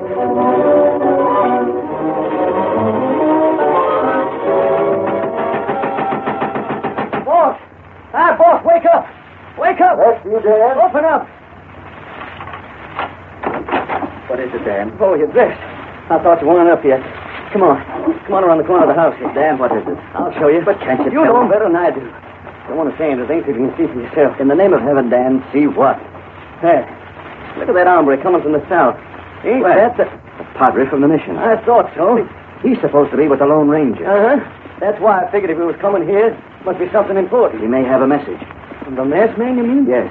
And the masked man may know what's become of Tonto in Arizona. Hello there. Buenos dias. Hey, look at his horse, Mr. Graham. He's coming right for a distance. Yeah. Oh, boy. Padre, you're welcome to my ranch. Oh, gracias. Have you come Senor, I have a message from the Lone Ranger. The masked man. Where is he? Is he well? Will he soon return? That it has been forbidden me to say, senor. But can't you tell The word me? I bring you concerns Arizona and Tonto. You know where they are, Padre? Why haven't they shown themselves? They cannot. But can't you tell me? They are in the most great danger. What do you And mean? if they do not receive aid soon, senor, they will die.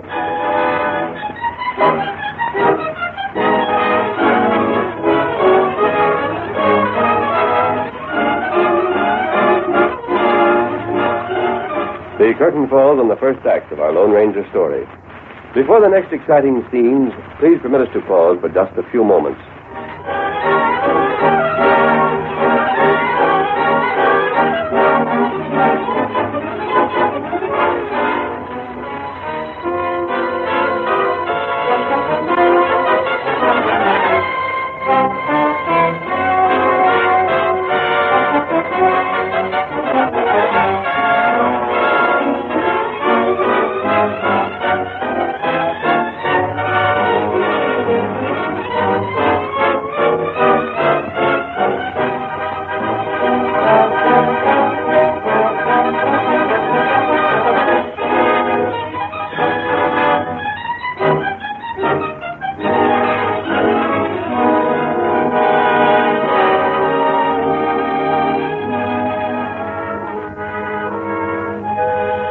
Now to continue our story. 3 days had passed since the afternoon on which Tonto and Arizona had taken refuge in a small canyon. Outside, the outlaws, under the leadership of Pawnee Pete, had made camp, and finding it impossible to storm the canyon, had contented themselves by laying siege to it. Arizona and Tonto found hope of escape gradually fading away. That sent the skunk to cover, Tonto. Ain't as bold as they was, sneaking up here. Tonto. What matter? You think you could spare another sip out of that canteen? Of course, I know ain't much left, but just a little sip. Oh, we saved water. Tonto, my throat and mouth so dry. I can feel my tongue swelling. How bullets? Huh? I got 8 left. Oh, wait. Forgot about them, too. I just fired. That leaves 6. Yeah, I reckon I better load up again. How many you got? Me got twice 10. 6 and 20. 26. Well, how's a good way to put it, Tonto? Would you say we were just about 2 drinks of water and 26 bullets from going west in a blaze of glory? Maybe we get way. How? Me not know. Nope, neither do I. But I ain't afraid to face it, Tonto. If I have to go... What you think? Let it be like this. With a gun in my hand and my boots on.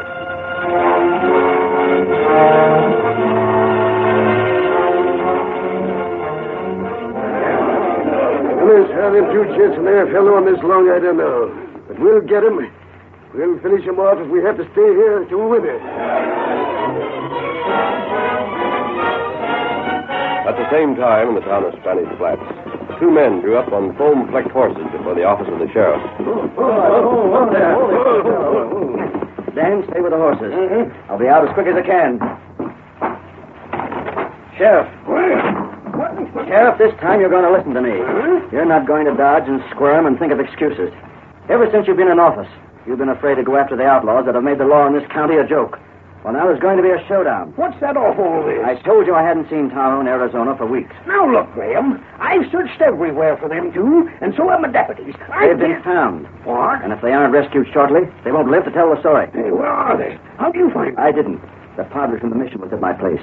The Lone Ranger had sent him. The Lone Ranger? Tonto and Arizona are in a small canyon about 5 miles this side of the Rio, holding off every outlaw in the district. That corner? Yes. And you know how to reach them? If we can go there in force and start at once, I'll take you there. You'll go? Why, doggone you, Graham. Didn't Tonto and Arizona save my life when I thought I was done for once? I know that. Didn't they come here and do my job for me and try to give me the credit? Yes. Ain't them 2 hombres worth any dozen other gents in this county? Bet I'll go. You'll need help. I'll round up every man in town able to carry a gun. Then hurry. Hurry? Just stay out of my way.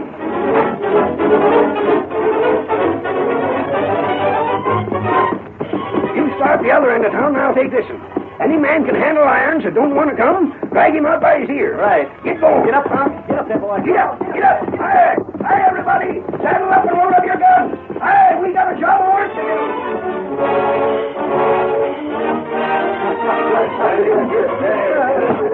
Quiet, everybody!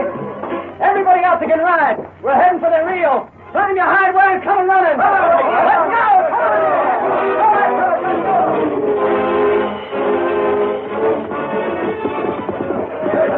Here's our chance to clean up them crooks once and for all. We're riding to save Tonto. We'll give them skunks what's what's holding us up. Let's get started. Everybody ready? And Graham, you take the lead. All right, fellas. Make dust for the hill. This way. Come on. Get up.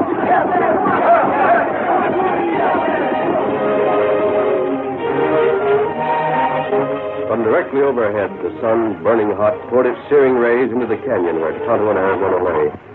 Arizona, who had been keeping watch from between 2 heaped piles of stones, now turned and crawled painfully toward the place where Tonto was dozing. Reaching the Indian, he put a hand upon his shoulder. Tonto. You sleep, Tonto? Let me wake. I wanted to let you sleep longer, Tonto. I just couldn't hold out no longer. Just couldn't. Tonto, I almost wish I was dead. Seems plenty bad. You think you're strong enough to stand watch for a bit, Tonto? I try to give me a nap. Time to do it. Oh, you're a real pard, fella. If I just had some water. Water all gone. No, I know. You have trouble? With the gang? Oh, they don't come near no more. Reckon they found out we ain't got any water or grub left. So they figure they won't have to do nothing but wait. I'm afraid they're right. Tonto, you think you're going to get out of this? Me not know. Think the masked man or anybody will find out where we are and send help? This hard place find. 1,000 miles from nowhere, seems like. Maybe we just better give up. What you mean? Wouldn't it be better than dying for lack of water? Wouldn't it be better than going on hour after hour feeling the sun drying you out and your tongue get thick and... Oh, Tonto, I'm just about half crazy. You not crazy? I am, Tonto. Oh, I'm a yellow coward. It ain't dying that I'm afraid of. It ain't bullets or fighting or getting wounded. But don't you savvy, Tonto? I just can't stand this boiling death under that sun there without being able to raise a hand or stir a step to get back at the skunks that are keeping us here. Tonto, I can't stand it. I've got to do something. Help come. It won't ever come. It come now. Ain't no use trying to talk to me, Tonto. I just can't hold no longer. I can't. Help come now. It's too late. Look there. What? Look up trail. Look there by cliff. Horsemen. Tonto, am I seeing things, Tonto? Is that really horsemen coming over that trail? It help, all right. Oh, thank heavens, Tonto. Thank heavens.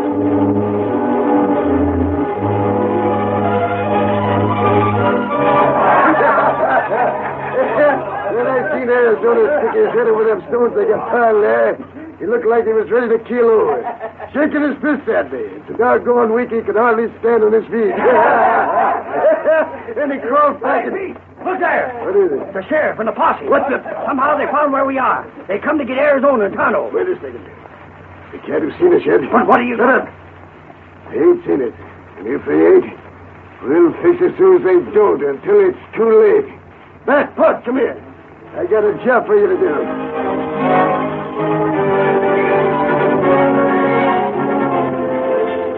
They're coming, Tonto. Still coming. Look at them piled around that cliff up there. I've counted almost 30 already. They know the whole gang of outlaws are here.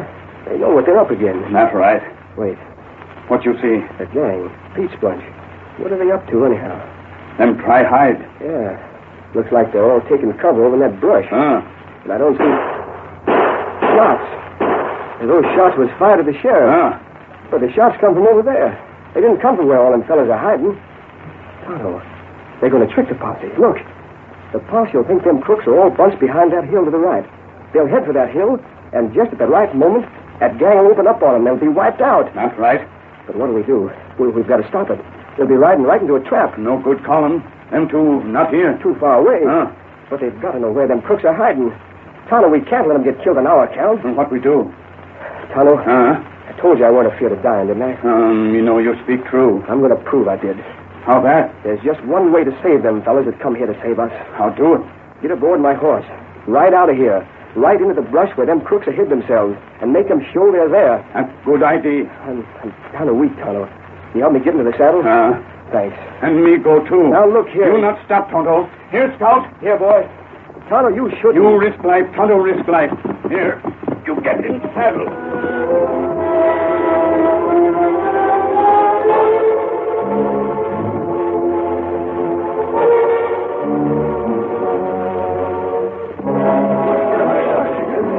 Now take it easy, fellas. Don't anybody get rambunctious and try to get ahead of the rest of us. Just keep your horses to a walk. All right, you give the orders, Sheriff. That hill is where them shots come from. I saw the flashes. So did I. There's no way to circle it, so we'll just ride slow till we get close enough. Then when I call out, go into a gallop and top that hill so fast nothing can stop you. All right. Shoot to kill. Clean them out. Then we can get Tonto and Arizona. If they're still alive. If they aren't, Sheriff, I'll never forgive myself. They came to this district because I asked them. And to do the work we was too yaller to do. All right, boys. Keep your eyes peeled. We'll be letting loose in a second. I'll give the word. Now, come on, Will. Hold on. Behind us, and over there to the left. That's Tonto and Arizona. And it looks like the whole gang. They were waiting there to ambush us, and Tonto gave them away. Back, men, back. Ride before Tonto and Arizona are killed. At the men.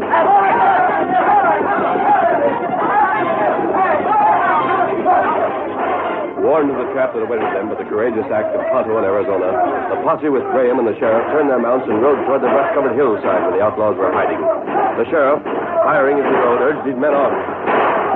Here's our chance to line up the whole gang. Give it to them, fellas. Come on, blast them to glory.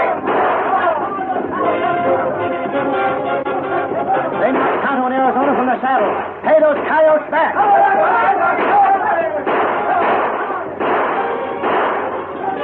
Take that. There's Pete. Drill him. Keep your guns hot, boys. Drill the skunk. We've got him. Don't let him get away. Let him have it.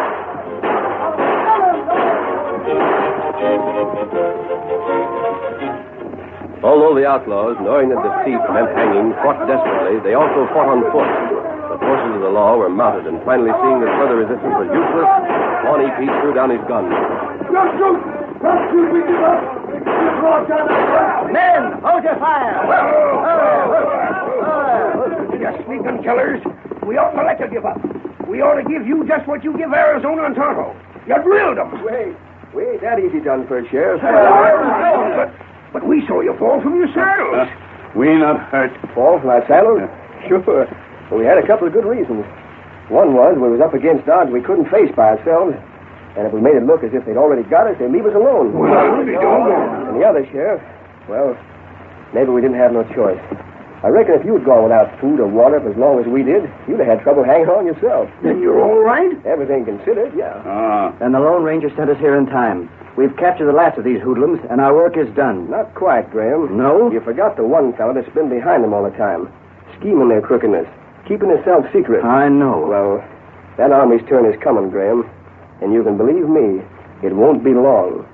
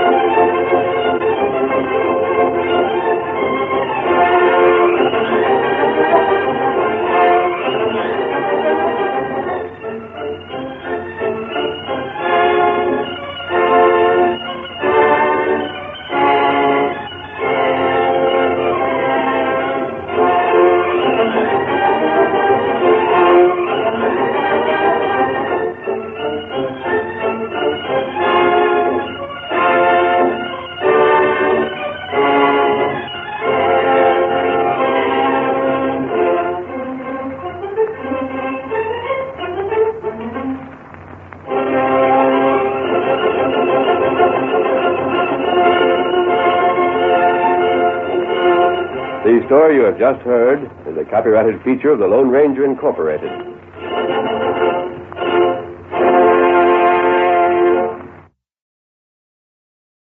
Yes, it's for you. It's your dinner. It's called Cupboard Love. Cupboard Love's different.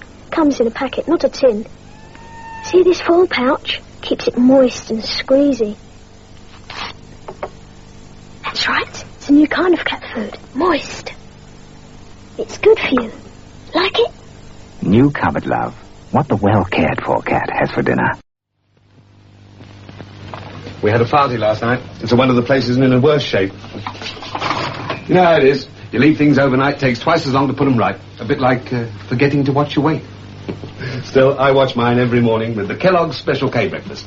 Fruit juice, black coffee or tea with lemon, a big bowl of Special K, a little milk and sugar, less than 250 calories the lot. The Weight Watchers breakfast with Kellogg's Special K. The tasty way to help you stay trim. We had a party last night. It's a wonder the place isn't in a worse shape. You know how it is. You leave things overnight, takes twice as long to put them right. A bit like forgetting to watch your weight.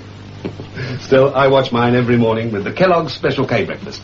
Fruit juice, black coffee or tea with lemon, a big bowl of Special K, a little milk and sugar, less than 250 calories the lot. The Weight Watchers breakfast with Kellogg's Special K. The tasty way to help you stay trim. You know how much dogs love fresh meat? Well, here's something pretty amazing. New hap. Moist, meaty, really juicy chunks that look and taste as good as fresh meat. Dogs love it just as much. See, one collie's eating fresh meat, the other hap. Now watch. You can even change the bowls over, and the dogs love it just the same. Give your dog new hap. It looks and tastes as good as fresh meat.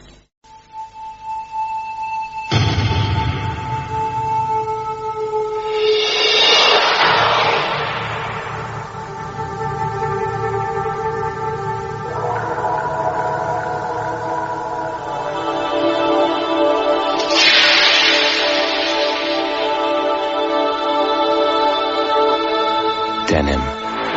Aftershave with After Effects. classic shows from the golden age of radio. This is the Rocket Classic Radio Network.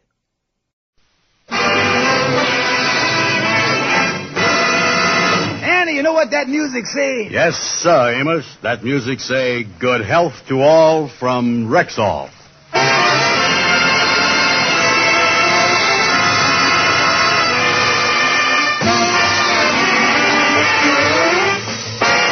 The Amos and Andy Show, written by Joe Connolly and Bob Mosher, featuring Ernestine Wade, Johnny Lee, Amanda Randolph, Roy Glenn, Will Wright, Lillian Randolph, Jeff Alexander's music, yours truly, Harlow Wilcox, and starring radio's all-time favorites, Freeman Gosden and Charles Correll. Amos and Andy.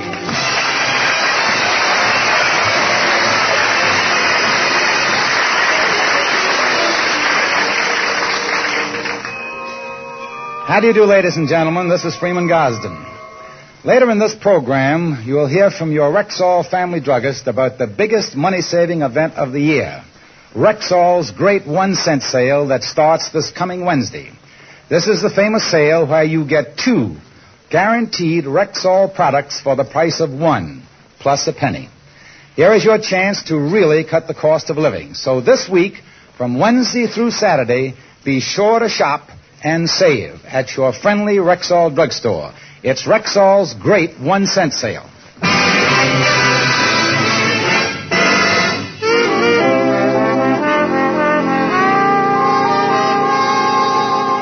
Well, a whole week has gone by at the home of George Kingfish Stevens without an argument or a harsh word. Right now, Sapphire, Kingfish, and Mama sit in the living room. All is quiet and serene. Oh, what a wonderful week.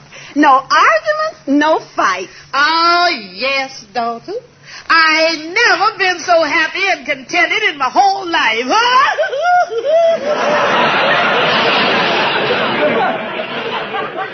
Yeah, Mama.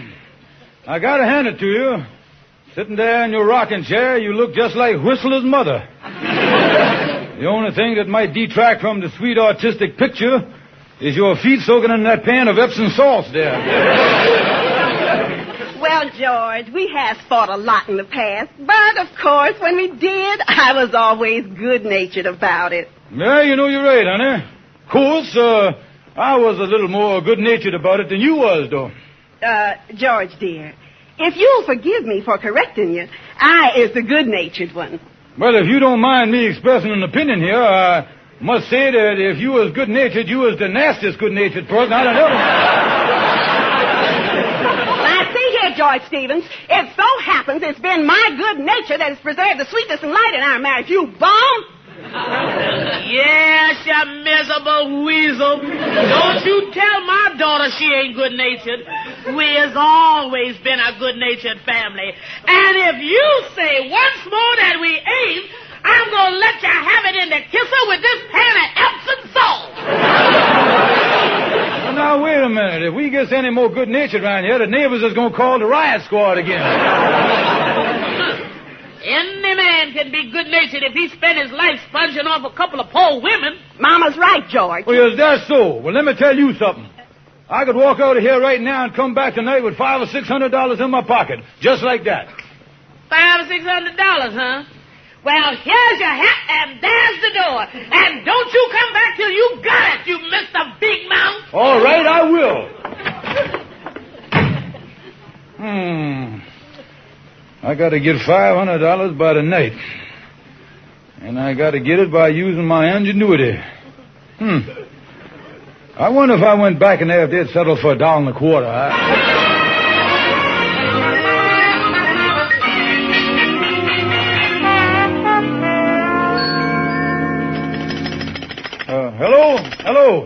Hello, is this the Ever-Ready Loan Company?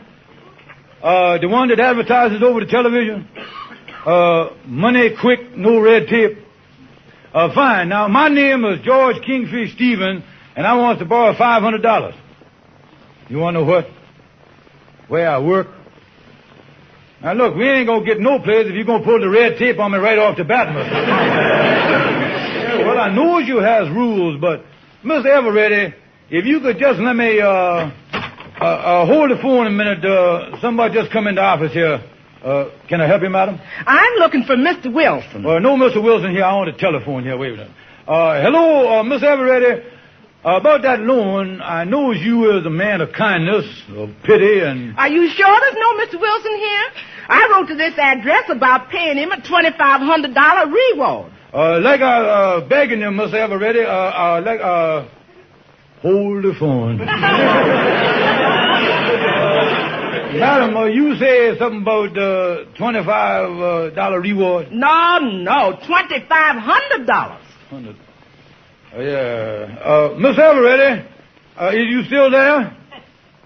Fine. Drop dead. Madam, pull up a chair here. Now, about this $2,500, Well, am I in the right place? Is this the Wilson Detective Agency? Yeah, that's what it is, all right. Yeah, that's Well, it. then you know all about it from my letter. Your letter? Let me explain to you about the letter. You see, we being a detective agency here, we don't want no evidence laying around, so I done tore up your letter after I read it. See what I mean? Yeah. Now, you better refresh my memory up on the thing. What was in the thing there? Well, I see. Well, like I said in my letter, my husband, Reginald Simpson, deserted me 25 years ago. Deserted you, huh? Yes. And I've come into some money recently, so I'm prepared to pay your detective agency $2,500 if you can locate him. Oh, yeah, it all comes back to me now, yeah. Well, now, don't worry, we'll locate the boy for you. Well, I imagine Reginald has changed a lot in 25 years. Mm-hmm. All I have to go on is just one picture of him. Now, this was taken on our honeymoon. Let me see here. Oh, honeymoon in Alaska. I see he's leaning against the totem pole there. That's me. Oh.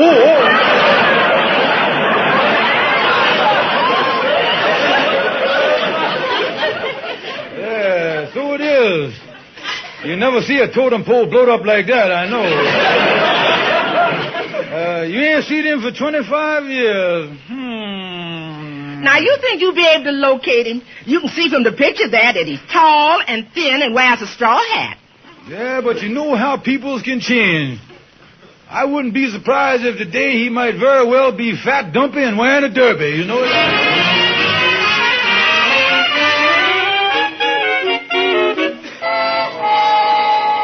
So you see, Andy, the whole thing is simple. All you gotta do is to pose as this Reginald Simpson, and we can get the $2,500 reward. Well, I don't want to punch no holes in a good idea right off the bat, Kingfish, but seems to me it's ideas like this that make Leavenworth and San Quentin the big success they is today. Oh, now look, Andy, there ain't no danger, you see. She thinks that I is a detective. See, she come into office by mistake. Yeah. Now, she ain't seen her husband in 25 years. Yeah, well, maybe that's all right. What did this Miss Simpson look like? Well, now, I got a picture right here, Andy. There she is right there on her honeymoon. Wow. She sure was a homely-looking young gal, all right. But say, look at there. That's a nice string of beads around her neck. What kind is they? Let me look here. No, Andy, them ain't beads. It's just that the moles on her chin is kind of happen to grow in a semicircle there, you see. What a mess. She is awful. Now, listen, Andy. The years has done mellowed Mrs. Simpson. She is a real dignified-looking old lady. Her face has sagged quite a bit, and now them moles give her a nice mutton chop effect. She looks a little like Henry Clay. Nothing doing, Kingfish. I ain't gonna be her long-lost husband, Reginald Simpson. Not with a face like that. Well, now, wait a minute, Andy, listen. Now, look here. You look away from the picture a minute and think about that $2,500. Yeah. Now, you got that in your mind there? Yeah. Fine. Now look back at the picture. What do you say, Andy? Just call me Reggie. Now you're talking, boy. Yeah, well, I like the $2,500, all right, but I still don't see how we're going to convince Mrs. Simpson that I was her husband. Leave it to me, Andy. Any man that could sell the Titanic for scrap 3 times in 1 year won't have no trouble unloading a hunk of junk like you. Now, you just...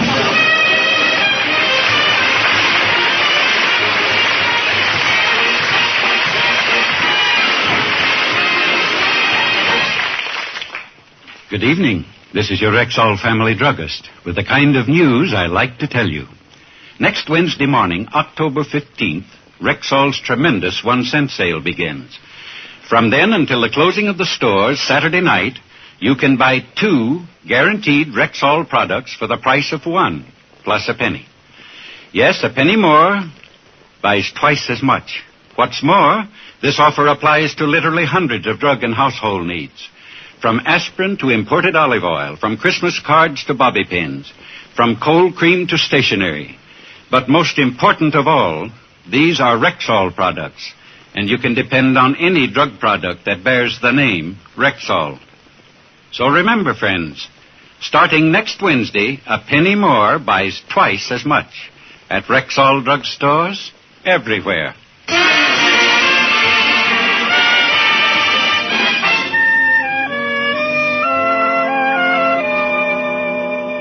You say you done phoned Miss Simpson and told her you found her long-lost husband? But that's right, Andy.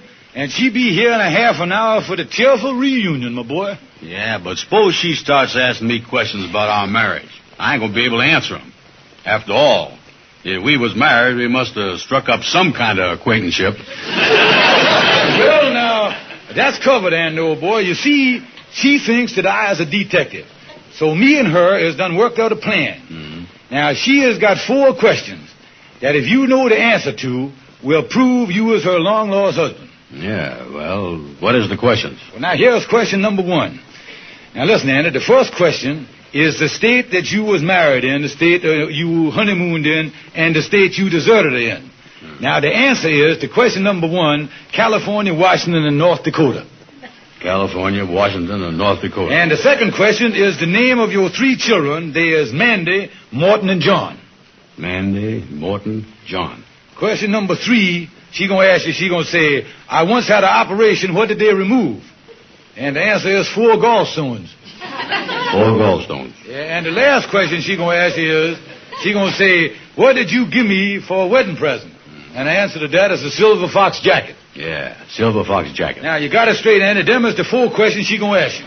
Kingfish, I'll remember them answers word for word, or my name ain't Reggie Simpleton. Simpson, you fool. Oh, yeah.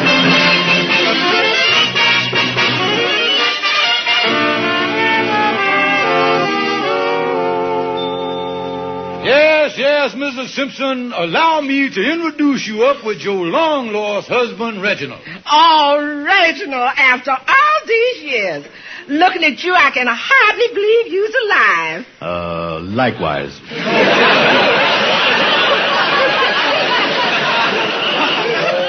Well, old Reg here look just the same, don't he, Miss Simpson? Well, I don't know. Years ago he was so thin, and now he's so big and heavy. Yeah, well, now, your genuine long-lost husband was explaining that to me. Right after he deserted you, why, he got a bad case of the bloating virus. After he got that, why, the next thing he got was the puffy pleurisy. And then lately he's had a touch of gout. So, with the bloating, the puffing, and the gouting, he is the flat swab that you see today. But I would like to make certain he's really Reginald. Yeah, well, I don't blame you about that. Put him to the test there. Ask him them 4 vital questions we done worked out there. Yeah, that's right. Ask me anything. Very well. What were the names of our 3 children? California, Washington, and North Dakota. Well, I better ask you another one. Now, I once had an operation. What did they remove? Silver fox jacket. So, well, what did you give me for a wedding gift? 4 gallstones. What in the world is you talking about? You was giving me all the wrong answers. Well, what is you talking about? You giving me all the wrong questions. Just wait a minute, here. Let everybody calm down here and let's see what done happened, Miss Simpson. I tell you what. You see, I think your long-lost husband here is all excited about meeting you. Now, let's quiet down here and start the whole thing over, will you? Yeah, let's do that. Yeah, well, very well. I guess we're all a little excited. Yeah. Now, let's start all over again. Now, I had an operation. What did they take out? California, Washington, and North Dakota.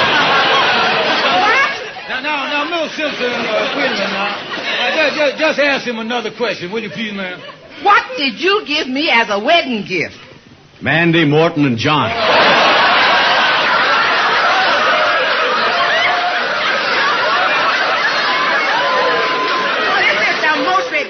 Thing I ever heard of. No, me, I was getting a headache. Excuse me, Miss Simpson, while I take your long-lost husband over in the corner here. Right this way, long-lost husband. Come on. Yeah. What's wrong with you, you big dummy? You done messed the thing up. Well, she done switched the questions on me. Now, look, stupid. This means $2,500. Now, the next time she asks you a question, think before you answer the thing. Yeah, okay. I'll get it straight. You know something, Kingfish? What? She sure do look like Henry Clay. Come on now. Well, we is all right now, Miss Simpson. Well, this is your last chance. Reginald, what did you give me for a wedding present? A silver fox jacket. Hey, see there? Yeah. Oh, he really your husband, all right. Ask him another question. Then. All right. What were the names of our 3 children? Manny, Mo, and Jack. What was that? Well, I mean, Mandy, Morton, and John. Yeah, see there, Miss Simpson? Oh, he got him 100%. Well, there you is. One long-lost husband, signed, sealed, and delivered, C.O.D. Just make out the check to cash there, that's all. Well, I'm just about convinced he is my husband, but I would like a day or 2 to think it over. Well, you would, huh? Well, you wouldn't want to sign the check and think it over while the check is clearing the bank, would you? No, but you'll be hearing from me. Goodbye, my Reginald. So long, Henry.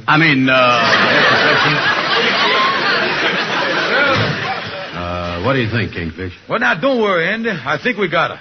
Wow, what a face. Kingfish, I bet Reginald is still running.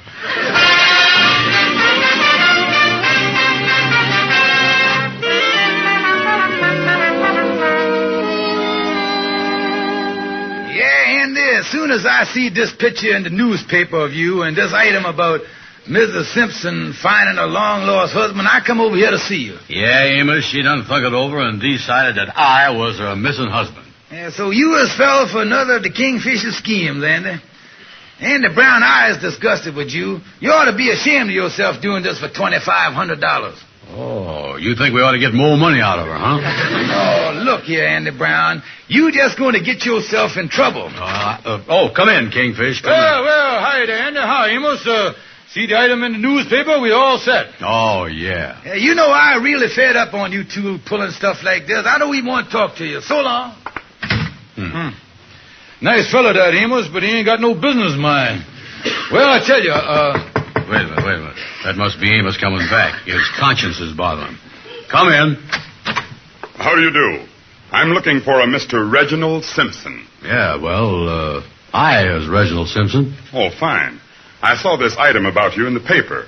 I'm from the Bureau of Internal Revenue. Mr. Simpson, we have a $900 back tax claim against you. And if it's not settled immediately, we're taking court action. Well, wait a minute here now. I ain't... Wait a minute. Shut up, you dummy. Mr. Simpson here will be very happy to settle the claim with the Bureau. Oh, fine.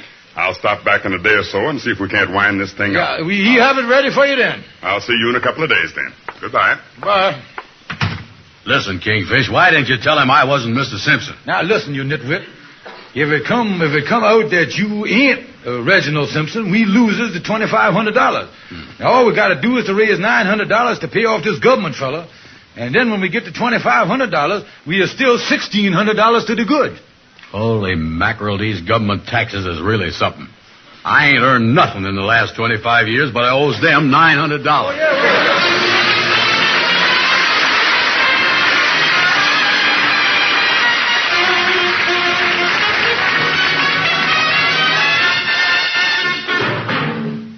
Now, here is your Rexall family druggist. Next Wednesday morning, October 15th, Rexall's greatest 1 cent sale begins. The tremendous sale where you get 2 absolutely top-quality, guaranteed Rexall products for the price of 1, plus a penny. Exactly how does that work? Well, for example, the regular price for a pint bottle of Rexall MI31 mouthwash is 79 cents. But during the 1 cent sale, you get 2 bottles for only 80 cents. You mean I just add a penny, yet I get twice as much? Exactly. What's more, you'll find literally hundreds of these double bargains in our stores. Everything from rubbing alcohol to adhesive tape, from cosmetics to billfolds. Plus more than 60 super specials on every type of household need. How long does this sale last? From next Wednesday morning till the closing of the stores Saturday night. 4 miracle days when a penny more buys twice as much. At Rexall drug stores everywhere.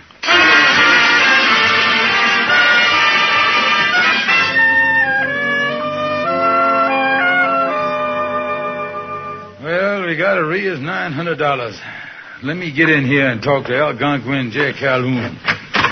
Well, howdy, Kingfish. Say, Calhoun, I want to talk to you. Calhoun, what you doing there at your desk anyway? Who, me? Oh, I just sitting here tearing the paper off of cigarettes. Oh, yeah, I see them do that on the television. That's pretty good, ain't it? Yeah, but to tell you one thing, it's still a lot easier to smoke with the papers on.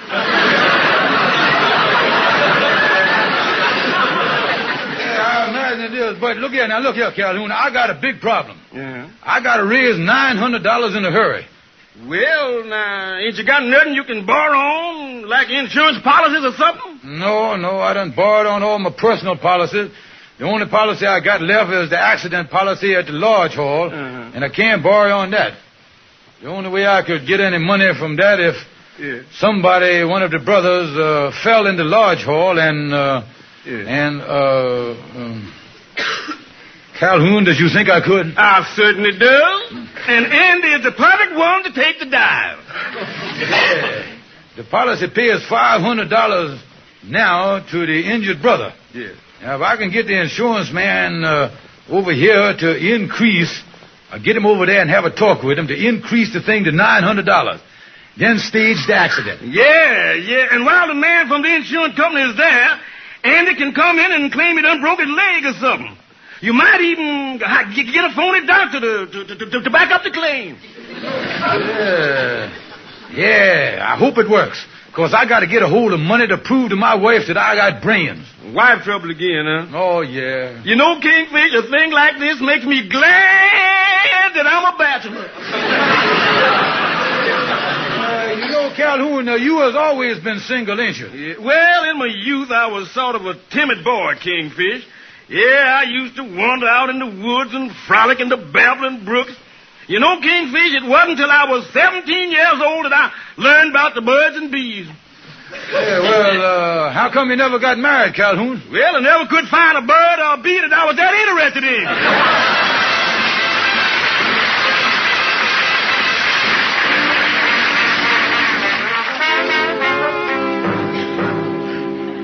Well, there you are, Mr. Stevens. That raises the payments on your accident policy with our company to $900 per accident. Yeah, thank you, Mr. Peterson. Nice of you to come over to the Lodge Hall here. Oh, that's perfectly all right. Service is our motto. Yeah, you say now the policy is in effect immediately. Yeah.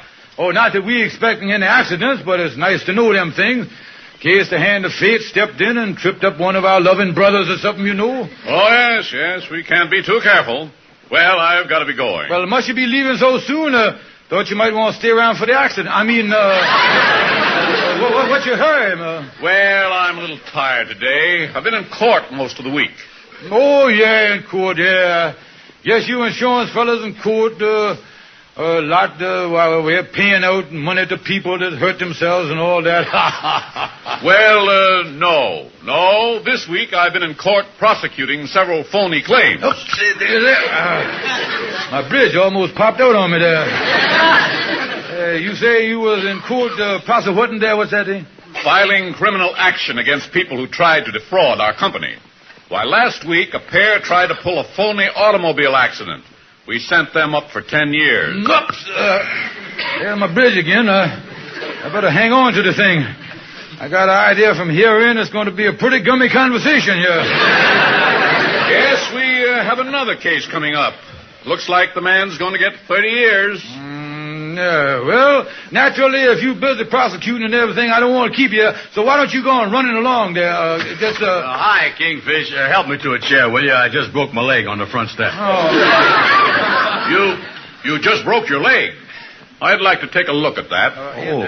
Good work, Kingfish. I see you got the phony doctor here already. Phony doctor? Yeah. I'll just lay down on the couch here, and then we'll be all set when that poor boob from the insurance company comes in. Phony doctors, broken leg. Stevens, what's going on here? Oh, well, sorry, Mr. Peterson. I guess you ain't met Mr. Brown here. He is the Lodge Hall jokester. The boy's a regular Sid Caesar, yeah. Well, what you talking about? I ain't no jokester, Kingfish. Yeah, of course you was a jokester, Mr. Brown. Because nobody but a jokester would come in here and pretend he broke his leg in front of a man from the insurance company who has already put 4 people in jail this week. You know something? For the first time, I just realizes how funny I is. Well, yes, that is quite a prank. Sort of pulling my leg here, huh? Yeah. Well, I have a sense of humor. Have to in my business, you know. Oh, yeah. Funny joke, all right. Saying about breaking his leg and the phony doctor. Ha, ha, ha. Yeah. Well, Dr. Calhoun is here. Where's the poor southern victim that done broke his leg? Yeah, well, if it ain't Emma Jean Coker. Come in.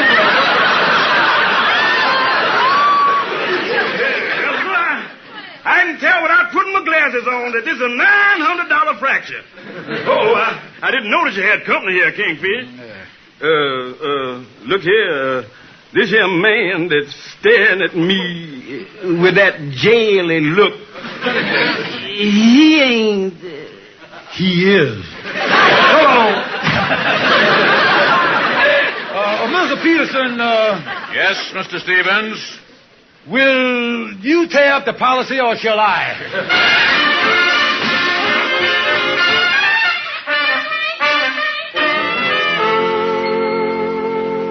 Yes, sir, mister. There is the $900 for the back taxes. Yes, sir. There you is. Fine. Now, this settles your account with the Income Tax Bureau, Mr. Simpson. Yeah. We went through everything to get this money, mister. We had to take a loan on our car, raise mortgage on the large hall. Oh, yes, sir. Even sold some of our old clothes. Well, you realize your debt to the Bureau comes first. Oh, yes, sir. We does that, yes, sir. Fine. Now, I'm taking this money right over to my superior. All right, sir. Good day. Good day, sir. Good day. Goodbye.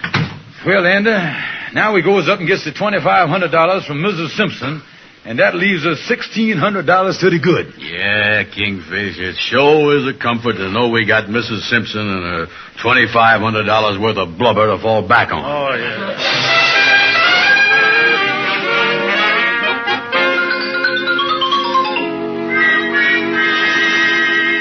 Yes, there we are. $900. He settled the claim in full. Wonderful, honey.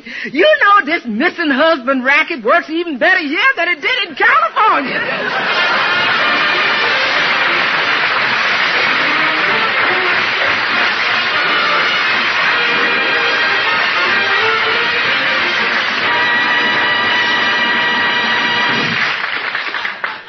Friends, this week you have a chance to really cut your cost of living.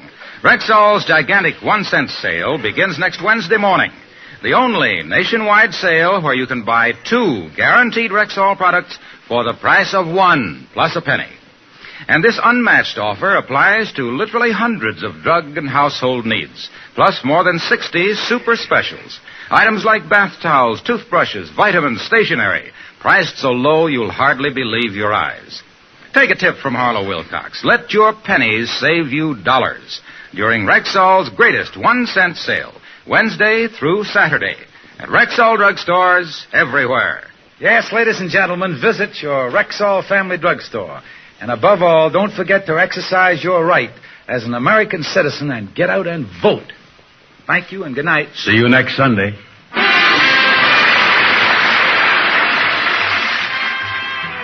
Remember, Rexall's nationwide 1-cent sale begins next Wednesday morning. The sale where you get 2 guaranteed Rexall products for the price of 1 plus a penny. Remember, next Wednesday through Saturday, just step inside a Rexall store and buy twice as much for a penny more. Be sure to be with us next week at the same time when your Rexall druggist will again present the Amos and Andy Show. Stay tuned for the Edgar Berg and Charlie McCarthy program, which follows immediately over most of these same stations. This is the CBS Radio Network.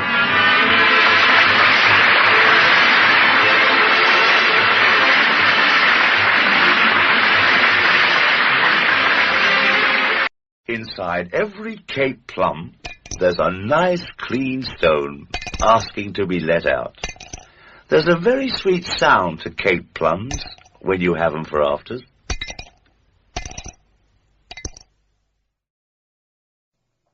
The Rocket Classic Radio Network, keeping the radio memories alive thanks to the sponsorship of John Paul Pet. Pet care with a salon pedigree. Tested on humans, but pH balanced for pets. Visit johnpaulpet.com today.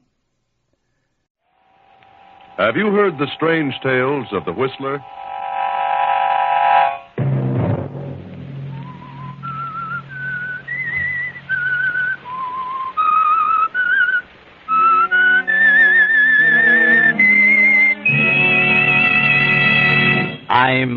whistler, the shadows. And so I tell you tonight the unusual story of Legacy of Death. It was 10 years ago that Henry Mitchell, formerly a biologist, married Martha Holliston, the widow of a wealthy cotton grower.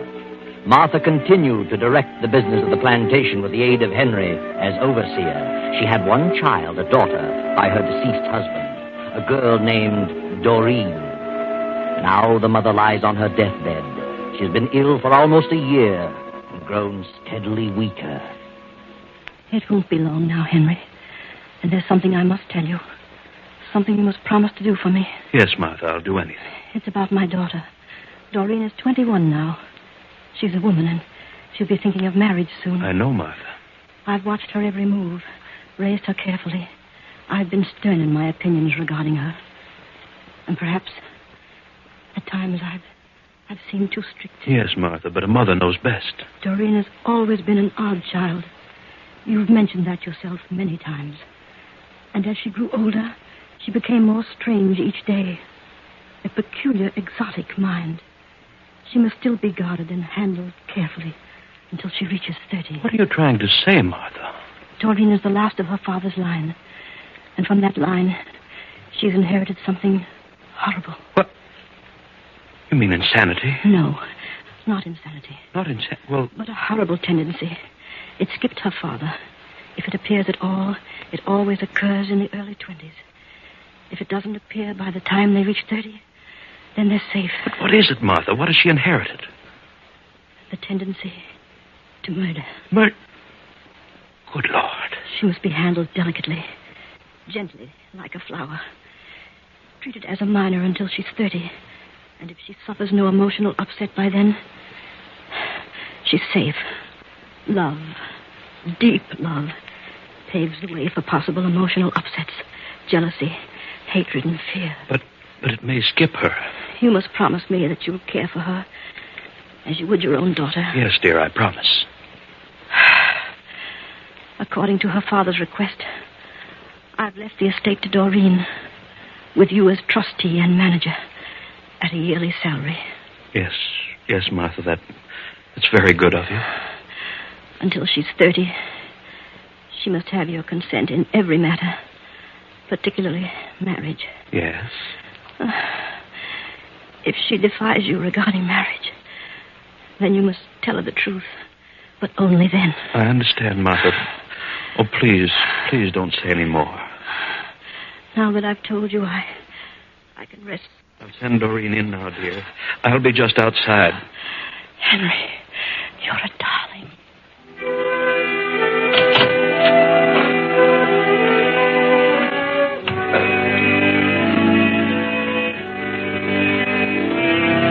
Doreen stepped into the room, knelt at her mother's bedside, and a few minutes later, Martha was gone.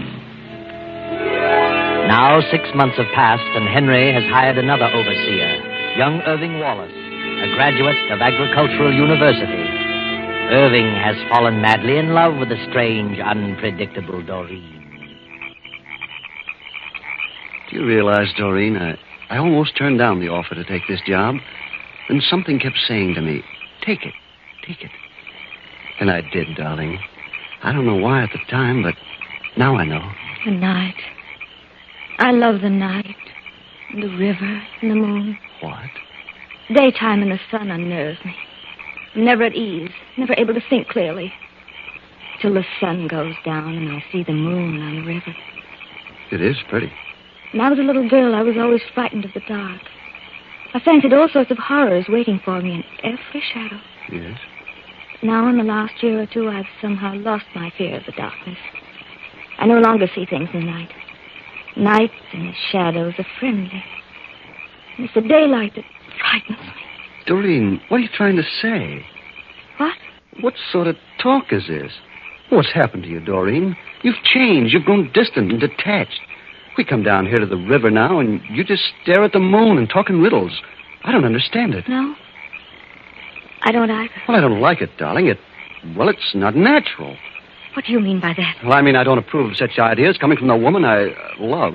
You don't? I want my wife to be normal. I don't want her to be afraid of the daylight and come to her senses only at night. What right have you to say what I shall like? And what do you mean by your wife? What? Doreen, I thought... Did I ever say I'd marry you? No, but what else would I think? Did I ever say I loved you? Well, you surely gave no indication that you didn't. What's wrong with you, Doreen? Doreen! What? Oh, please, darling, tell me what's wrong. What have I done? Nothing. Done nothing. Do you mean you don't want to marry me? I don't know. I'm afraid. Oh, darling, if you only knew how I worship you. I'm just afraid. Afraid of old man. What an awful thought. Please go. Please, leave me alone. I can't understand you, Doreen. Please go, Irving. All right. I'll go if you insist. But please don't stay here long. It's almost midnight. What? Nothing, darling. Nothing.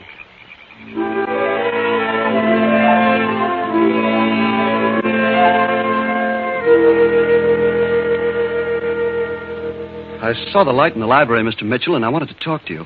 Have you noticed anything strange about your stepdaughter lately? Strange? I mean about her behavior, her actions. Not particularly. Well, I just left her down on the riverbank, and she's talking a lot of nonsense. Nonsense? And what were you doing down at the riverbank at this time of night? I may as well tell you. I'm in love with Doreen. I want to marry her. Marry? Yes. I knew nothing of this. Well, I suppose it's only natural. It's just the way it happens. But, well, really, Mr. Mitchell, I love her so much that I... Never mind. You needn't say any more. Good heavens. Is it such a shock? After all, she's a woman. What's wrong, Mr. Mitchell? Are you ill? No, I'm just... What did you say about Doreen acting strangely? Well, in the last few days, she's changed. She's acting in a weird sort of manner. Weird? Yes. She says the daylight frightens her, and she loves the dark and the moon. Tell me, is Doreen in love with you? Well, I certainly thought she was. She led me to believe so. Until tonight. And had you talked of marriage? Well, not until this evening. I thought the idea was mutual. Then all of a sudden, she turned cold. Well, that's why I came to you. Maybe she's ill or something. Yes. Yes, Irving, she is ill. What? Sit down, my boy. You really love her? Oh, more than I can tell. You have only her best interest at heart? I do. Thank heaven you told me this in time. I'm going to ask a sacrifice of you, Irving. You must stay away from Doreen. You must say no more to her about love or marriage. Why not? I love her. Then you'll do as I say. Keep out of her way as much as possible. I know that seems hard, but for her own good, you must. What do you mean? What's wrong? I see I have to tell you the truth. Since this has happened, I must tell you. Doreen has inherited something that may lie dormant, but which under emotional stress may appear without warning. You're trying to frighten me? Oh, no. Doreen has inherited a tendency to... To what? To murder. Murder? Oh, I can't believe it. Yes. It's a strain in her father's family. It appears only in the 20s, but if it doesn't appear before 30, the person is safe from the malady. Oh, it just doesn't seem possible. I promised her dear mother I'd do my best to protect her from emotional disturbance of any kind until she reached 30. Now, do you understand? Yes, I understand you, but... Well, I'm not cold. You say she's acting strangely. That may be an indication. And you must do your part to help by staying away from her. Very well. I will. If it's for her own good. It is, Irving, believe me.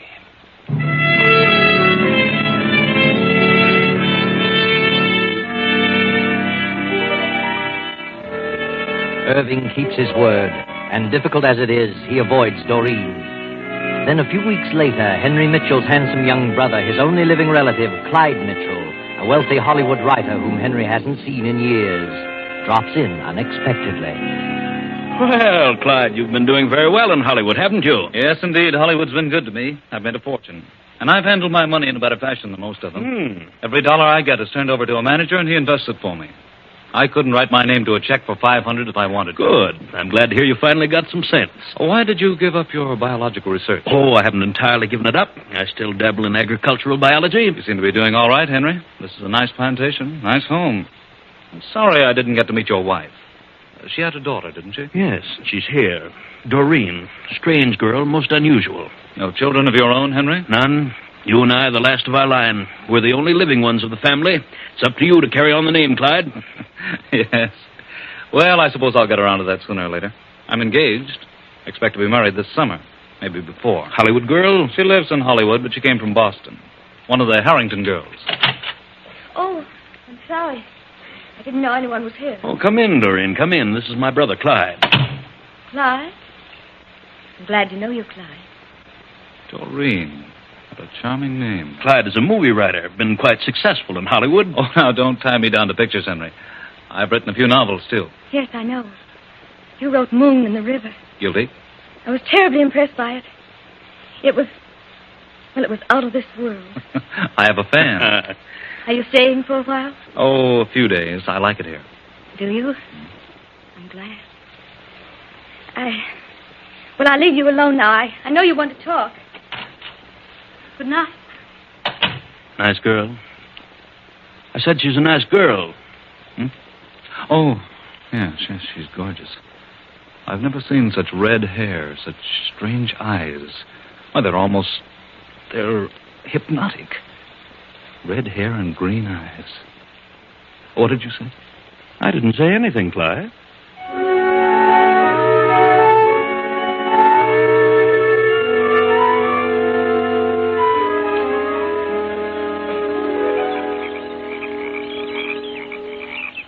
Why have you brought me down here tonight, Doreen? The river, Clyde. The moon in the river. Look at it. A stream of silver and gold flowing on and on. Down to the sea. To the melting pot. To eternity. Yes. It's very beautiful. That's your river. Moon and the river. You made me conscious of that, Clyde. It breathes and lives. That's why I've come to love the night and hold no fear of the dark. You mean you're at ease in the dark?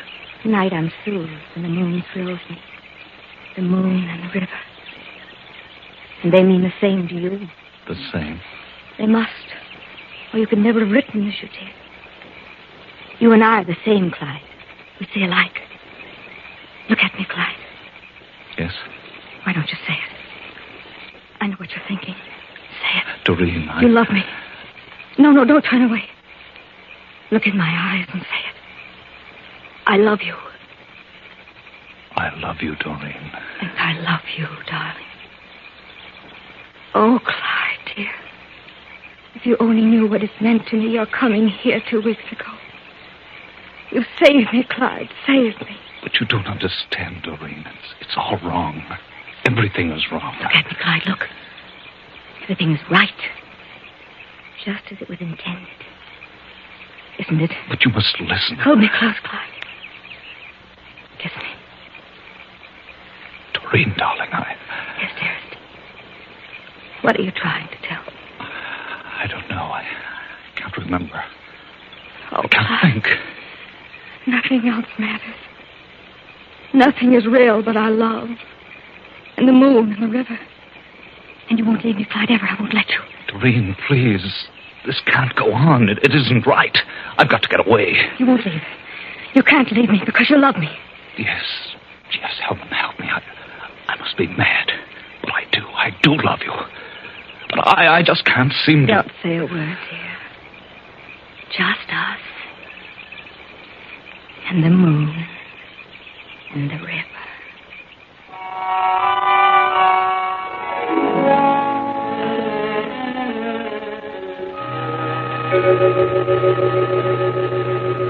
Oh, Clyde.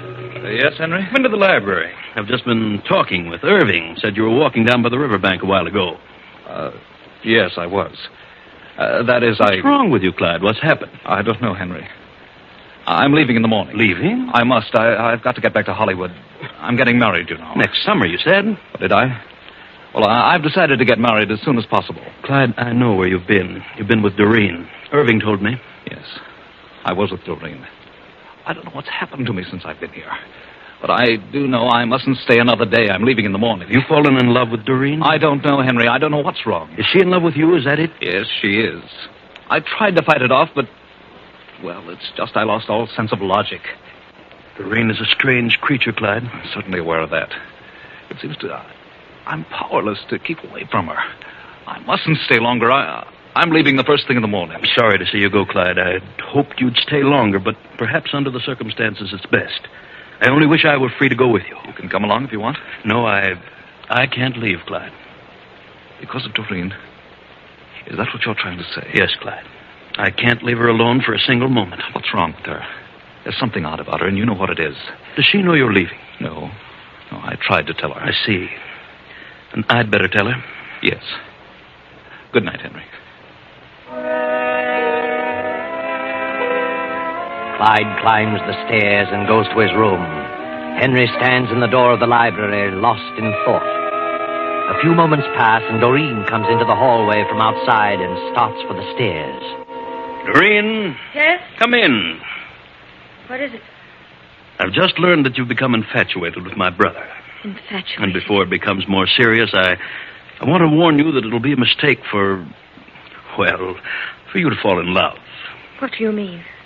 Why shouldn't I fall in love? Well, don't you think it'd be better to learn more about a man before you allow your emotions to carry you off your feet? I don't understand you. Why should I wait? It'll be better if you do. Please believe me. What's the reason back of all this? Well, Doreen, I hate to tell you this. Why don't you say it? What is it? You're making a fool of yourself. I mean, Clyde is making a fool of you. That isn't what you were going to say. Yes, that's exactly what I was going to say. I know my brother better than you. He isn't serious about you. Why, he's never been serious about any woman. He never will be. He isn't the type. Believe me, he doesn't love you. I don't believe you. I know he loves me. I know. And I'm going to marry him. Marry him? Yes. You poor girl. I'm terribly sorry for you. Clyde was here a few minutes ago. I asked him about you, and he told me that he wasn't in love with you. You see, my dear, he's engaged to another woman. He's going back in the morning to be married. Married? If he had been serious, he'd have told you the truth. I'm sorry this had to happen to you. I've tried my best to keep you from falling in... What did you say? Go on, finish. I said that... Oh, please, Doreen, don't become upset. You tried to keep me from falling in love. That's what you were going to say. Doreen, you must... Why didn't you want me to fall in love? Why? No, Doreen, control yourself. Do you know what I'm thinking? Doreen. I despise you. I hate you. Oh, no, you don't understand. You don't want me to marry Clyde. You don't want me to marry anybody. And I know why. You're lying to me. You told him something to drive him away. I've told him nothing, and I'm not lying I'll to you. find out in just a moment. Wait, Doreen, wait. I didn't want to tell you, but I see now that I must. You see, my dear, you've inherited a complex, something that lies dormant and may be brought into action under emotional stress. Inherited a complex? Yes. A tendency to murder. Murder? And that's why I've tried to keep you from falling in love, from subjecting yourself to emotional stress. So that's what you told him. Another lie. Oh, no. So I've inherited a desire to kill. Does anyone else know that? Yes, I had to tell Irving. I see. Good night. Oh, I beg your pardon, Mr. Mitchell. Oh, no. Come in, Irving, come in. I wanted to talk to you about... Hello, Doreen. I said, what's the matter with you, Doreen? Nothing. Nothing is the matter. You look as though you... Doreen, what is it? Are you ill? Yes, I am ill. Haven't you heard? Doreen! Good night, both of you. What's wrong with her? I've never seen her like this. Do you suppose... I had to tell her, Irving. I had to. Then it's happened. She snapped. I can tell. I don't know what to do now. I just talked to Clyde. I told him he had to leave at once. The sooner the better. And I told him why. Told him about Doreen. I begged them to go for her sake. He only laughed at me. Told me to tend to my own business. If Clyde tells her the truth, which he will, she's liable to snap completely. But what can we do? I know what to do. When Clyde tells her, she'll turn violently against him. He's got to leave on the first train in the morning, but tonight she may do something. I'll change rooms with Clyde after she talks to him. What can I do? Nothing, Irving. Just try to forget it. Oh, you can get me some coffee. I've got to stay awake tonight.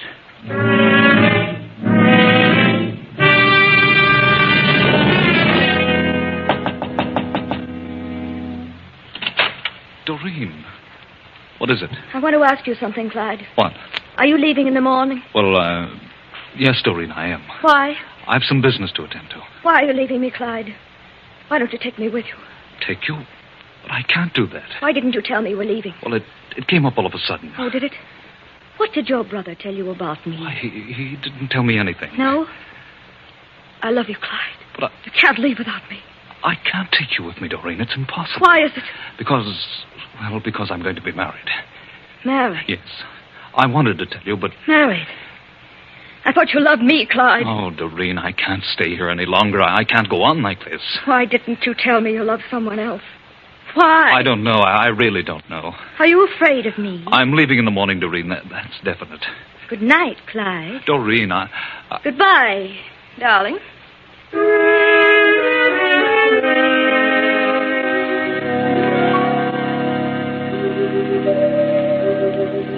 Now, the next morning.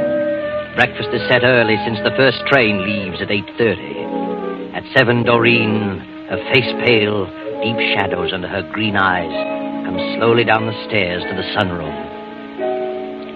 Good morning, Doreen. Morning. Sit down, Doreen. Did you rest well? No. I didn't sleep so well either. Guess the storm disturbed me. Was there a storm? Yes, an electrical storm. Didn't you hear it? I don't remember. What time does the train leave? 8:30. Clyde will be down in a few minutes. Mr. Mitchell. Yes? Mr. Bolton like to see you. Oh, tell him to come in. Morning, Mr. Mitchell. Morning, Bolton. This is Mr. Davis, my assistant. This is Dr. Upton. How do you do? How do you do? Gentlemen, this is my daughter, Doreen, and this is my superintendent, Irving Wallace. Yes, I know. How are you, Irving? What are you doing here? May we see the body, Mr. Mitchell? Yes, Sheriff. Sheriff! Body? Well, what's happened? Clyde has been murdered. Clyde! Murdered? Why, murdered? Yes, during the night. Clyde! Come along, gentlemen. Upstairs.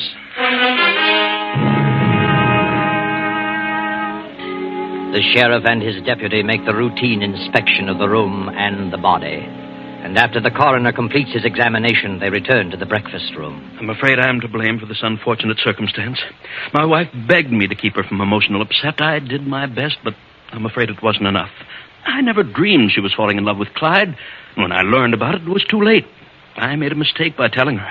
It only upset her the more. Say she inherited this tendency to kill from her father? Yes. Her mother made me promise to guard her carefully until she was 30. You see, it only appears in the early 20s, if at all. It lies dormant and may be brought to the fore by emotional stress. I see. Too bad. Did you leave your room last night, miss? What? No, that is, I don't remember. You were in love with him, and you didn't know about the other woman? I loved him. I didn't know about the other woman till last night. I didn't kill Clyde.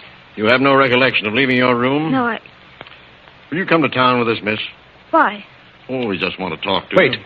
Wait, I can't stand this any longer. Doreen, why, she didn't kill Clyde. I know. I killed him. You? But Here we go again, Doc. You're trying to protect her, Irving, because you love her. I do love her. Sure you do. Where's the gun? Gun? There's no gun. Clyde wasn't shot. No? No. I killed him with a sickle. A sickle from my tool shed. Now, do you believe me? Has he seen the body, Mr. Mitchell? No, I didn't say how he was killed, but Irving... I killed him. I knew about Doreen, and I wanted to save her because I was jealous of Clyde. Well, he was killed with a sickle, all right. Yes, my sickle, from the tool shed. If Doreen had entered that room and stabbed anyone, she would have killed Henry. Not Clyde, but Henry. Why? Because Henry was afraid of what might happen during the night. So he changed rooms with Clyde. And I was the only one who knew that. Doreen would have killed Henry. Is that true, Mr. Mitchell? Why, yes, we did change rooms, but... And she didn't know that. Well, I don't know how she could have known it, but she must have discovered the switch. You know, I think Irving knows too many details to be lying. I think he's telling the truth. I am. I killed him. He didn't. Irving didn't kill him. He is trying to protect me. I remember something now. Remember what? If you killed him, Irving, what time was it? It was 4 a.m. Have you established the hour of death, Doctor? I have. Wait, I'll tell you. It was at midnight. 12 o'clock.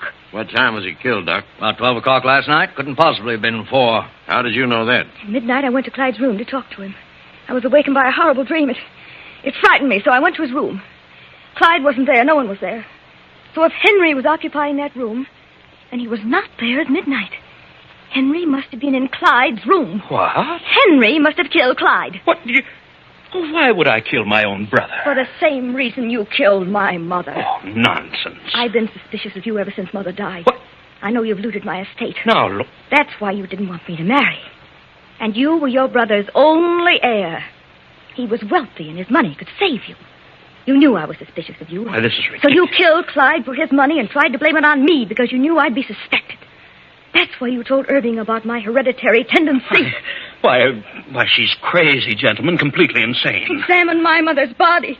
Check the account. She's mad. Mr. Mitchell, do you believe she inherited this tendency to murder? Why, certainly. Her mother warned me of all this. You're a biologist, aren't you, Mitchell? Oh, yes, I was. You still are, Dr. Henry Mitchell. Well, I still dabble in biology, only as it concerns agriculture. Mm-hmm. I recently read an article you wrote a few years ago in which you proved the one thing that was not hereditary was a criminal instinct. That such tendencies were the results of environment. You proved that. Well... And you knew from the beginning that the mother was merely a victim of a false belief. But you used that belief to suit your own purpose. It all adds up against you, Mitchell. We'll just follow through with the girl's advice about your wife's body. And I wouldn't be at all surprised by the results of the autopsy. Let's go, Doc.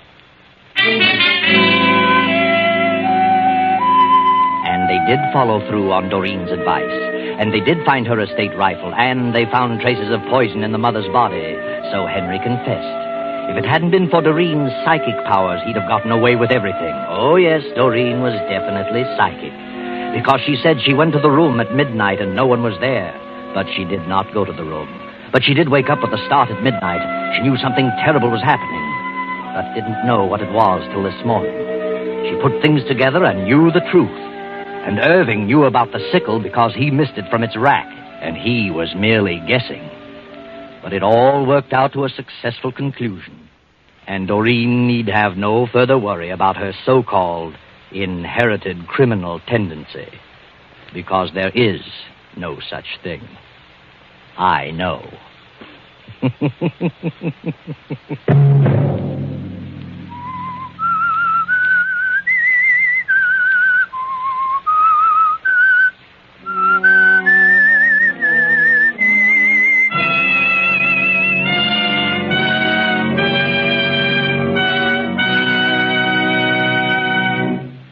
CBS has presented The Whistler.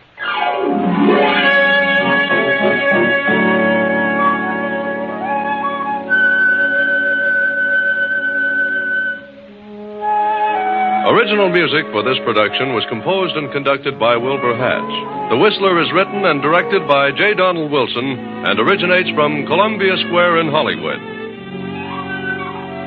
Next week, same time, I, the Whistler, will return to tell you another unusual story. Good night.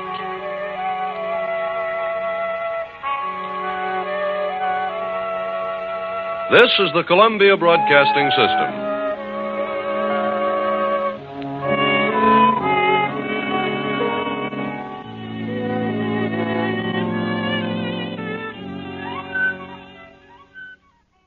Would you credit it? 50-odd years of baking same old Ovis. Now top brass at Ovis tell me they want an alternative. Still with same wheat germ goodness, but a bit softer like and less crusty. I told them I'm too old to change my ways now. I'll put one that lads onto it. Very nice, young Harold. If you like that sort of thing. Hovis Handy Love. A new, softer Hovis. Yo-ho, brush, let's all lather, boys, whichever you've the notion. 50 cents for shaving cream, $1 for the lotion. Old Spice means quality, said the captain to the bosun. So look for the package with the ship that sails the ocean. Yo-ho, yo-ho, yo-ho. The Rocket Classic Radio Network. Keeping the radio memories alive, thanks to the sponsorship of John Paul Pet. Pet care with a salon pedigree. Tested on humans, but pH balanced for pets. Visit johnpaulpet.com today.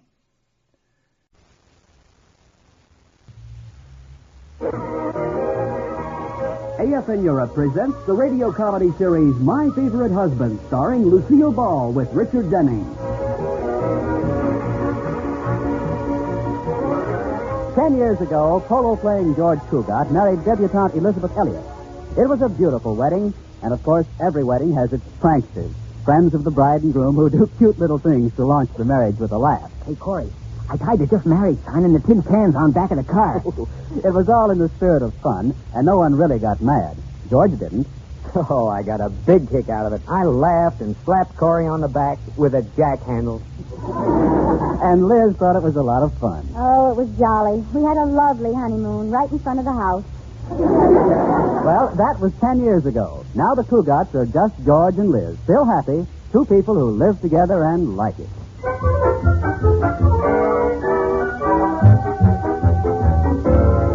There's the suburban home of the Cugats, that big brick one with the two chimneys silhouetted against the afternoon sky. Wonder what's going on inside. Don't see George around anywhere. Oh, he's probably still at the bank. But Liz is home. There she is in the kitchen with Katie, the maid. What's this? Liz Cugat wearing an apron and cooking. Careful taking it out of the oven, Katie. Oh, I'm being careful, Mrs. Cugat. Oh, I'm so proud, Katie. It's a beautiful cake, and I made it all by myself. Oh, it is beautiful, Mrs. Cugat. But look at the lump in the middle. Yes. Katie, you don't suppose... Well, what, Mrs. Cugat? I haven't seen the cat for the past hour. It couldn't be the cat, ma'am. It doesn't have a tail. Maybe the shortening wasn't short enough. Well, the lump seems to be going down. I think it's settling. Katie, I think we had a blowout. Oh, it just dropped a little. Nothing a new cake won't fix. Oh, Katie, now what am I going to contribute to the charity bazaar tonight? Look at that cake. Well, maybe you can make it into something useful, ma'am, like a lampshade. Oh, dear, not only my cake is a failure, but my fudge, too. Have you ever seen such fudge, Katie? Oh, too bad we didn't know how it was going to turn out. We could have patched that crack in the driveway. Well, when I go to the bazaar tonight, I'm determined to take something I made all by myself. Now, what can I make that's sure to turn out all right? I know. What, Mrs. Cugat? I'll buy something at the store. You always go to so much trouble for these charity bazaars, Mrs. Cugat. What do they do with the money they take in? Well, the money from this particular bazaar is going to the old folks' home. Oh, the old folks' home. Well, that's nice. What are you going to buy them? Well, we've been talking about a dance floor. But that didn't seem practical. We'll probably just give them the money. Oh, that's a much better plan. Yes, and they can go out and dance.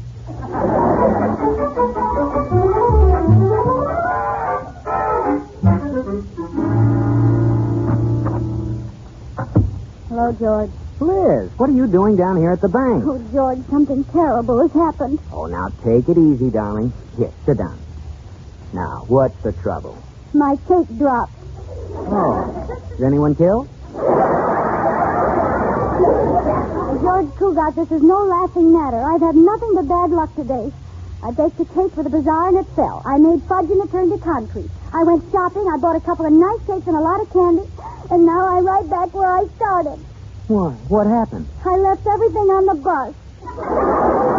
Darling, you're such a scatterbrain. Sometimes I think you'd forget your head if it weren't fastened on. Well, that would be one way to lose weight. I couldn't eat between meals. And your hats would sit a lot lower, too. Oh, George, what am I going to do? I want to contribute something to the bazaar. Honey, why don't you go home and have Katie bake a cake and make some candy and everything will be fine. Well, there's one thing about my cooking. It's always good when Katie does it. Oh, George, why am I such a mister in the kitchen? Why can't I cook? Oh, Liz, don't talk like that. I think you cook very well. You make delicious peanut butter sandwiches. Thank you. And I'm pretty good at slicing watermelon, too. Well, you'd better run along, darling. I've got to finish checking this money. All right, dear. Uh-oh. I think you've got a counterfeit bill in there, George. A counterfeit bill? Which one? The one right there with Monopoly written across it. Go home.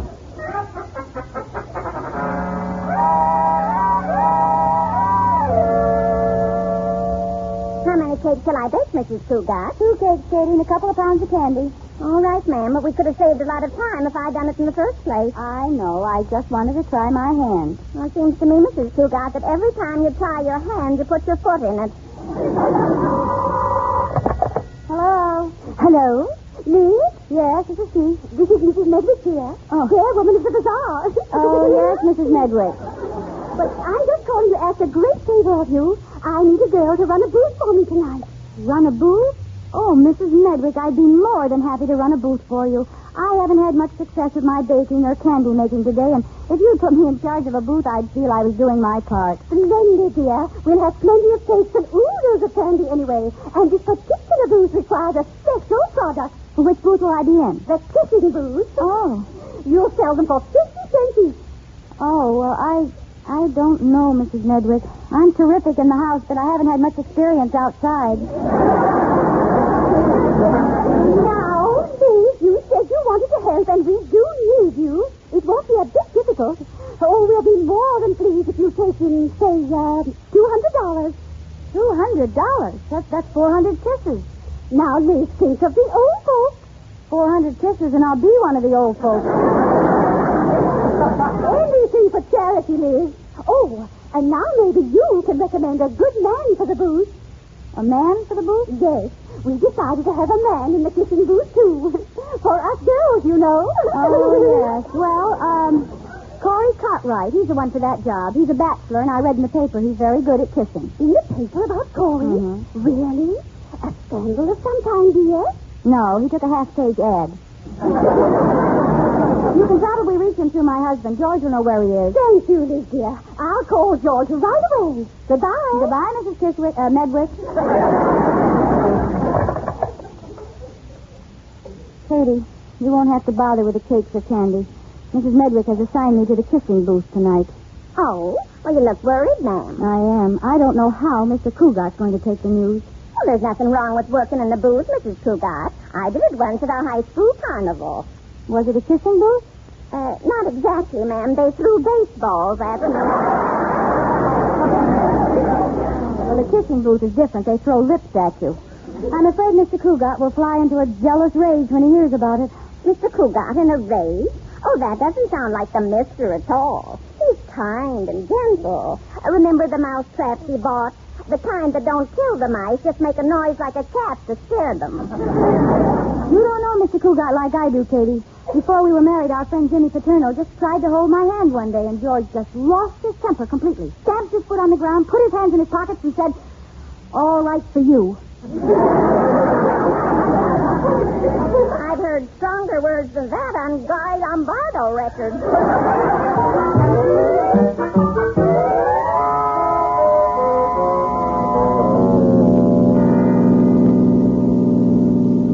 Come on, George. What's up? You've had a smug sneer on your face ever since I picked you up at the bank. Well, Corey, I've been waiting to tell you about the charity bazaar tonight. Mrs. Medwick called me this afternoon, and I'm going to be in the kissing booth. You're going to be in the kissing booth? Yes. She said she had you in mind, but I didn't know where you were when she called, so to ensure having someone, she gave the job to me. What do you mean you didn't know where I was? I told you if anybody wanted me, I'd be down at the YWCA, sitting on the steps. Oh, that's right, you did. That must have slipped my mind. Slipped your mind, my eye. You deliberately did me out of my job. Your job? Yes. With you, it's just a novelty, George. With me, it's my life's work. Corey, you may be pretty good at kissing, but face the facts.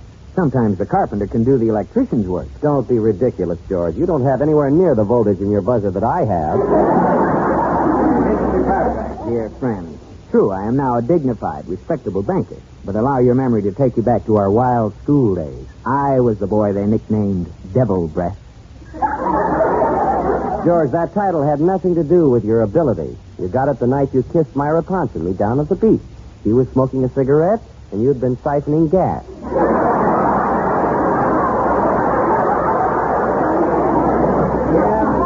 I can still hear Myra saying, "Do it again," as we rode away in the ambulance. You just aren't built for this kind of work, George. Your lips are too thin. Well, your lips are too fat. Those are my shock absorbers for kissing on bumpy roads. Corey, you're just burned up because I got the job. All right, George. Just forget about it. It's all right with me if you want to break up your home. Or have you told Liz? No, I haven't told Liz yet, but I will as soon as I get home. And Liz won't mind. It's for charity. Okay, George. I hear it's nice this time of year in Reno. Oh, you always try to stir me up, but I'm not the least bit worried about Liz. Why, Liz and I don't know the meaning of jealousy. Okay, George. Be gay, be happy. There's so little time left. Oh, Corey, you can't worry me. I know Liz won't get sore. Why should she? It's for charity. Oh, Corey, you can't worry me. Light my cigar for me, will you? I can't take my eyes off the road. Sure, I'll light your cigar, George. You sure you aren't just a little worried? Not the least bit. Then take that fountain pen out of your mouth.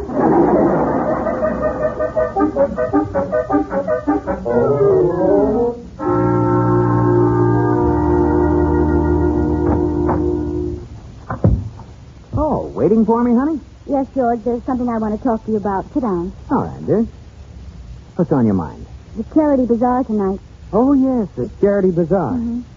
Now, if you don't want to go, Liz, it's perfectly all right. I could just go over with Corey. Oh, no, I'm going, George, but I thought perhaps you'd like to stay home because those bazaars bore you so much. Well, I won't be bored tonight. Oh? Well, in fact, I'm going to have a booth. Oh, well, that's fine. So am I. Oh, you are? Which booth will you be in? Oh, just one of the booths. You know, one of the wooden ones with a little awning. Oh, those are nice booths. Mm-hmm. Which booth will you be in?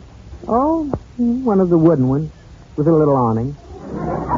Those are the booths, aren't they? Yes, they are. What will you be selling? Things.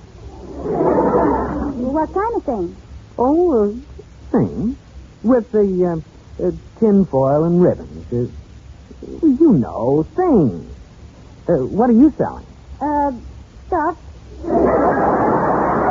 Stuff? What kind of stuff? Things. Oh, they're nice. Yes.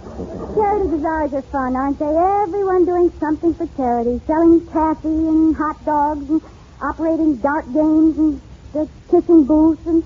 Yes, I think it's wonderful the way people give up their time to sell popcorn and bake cakes, knit socks, and work in the kissing booth. I wonder who's going to be in the kissing booth tonight. What noble, generous woman for the sake of her community has donated her time and lipstick to help this worthy cause.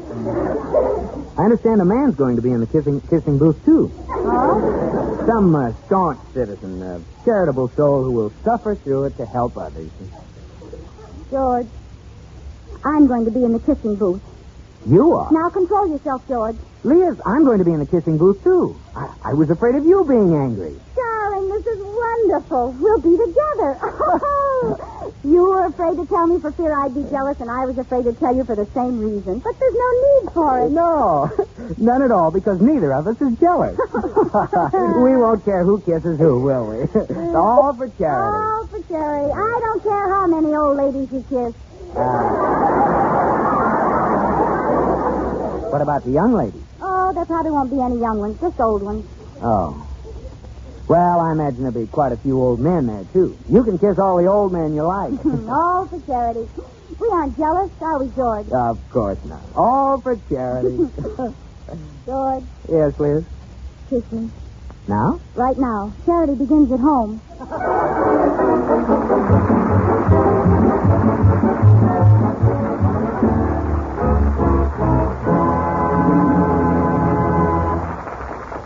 Liz, what are you doing in there? I'm in the business, too, Corey. Oh.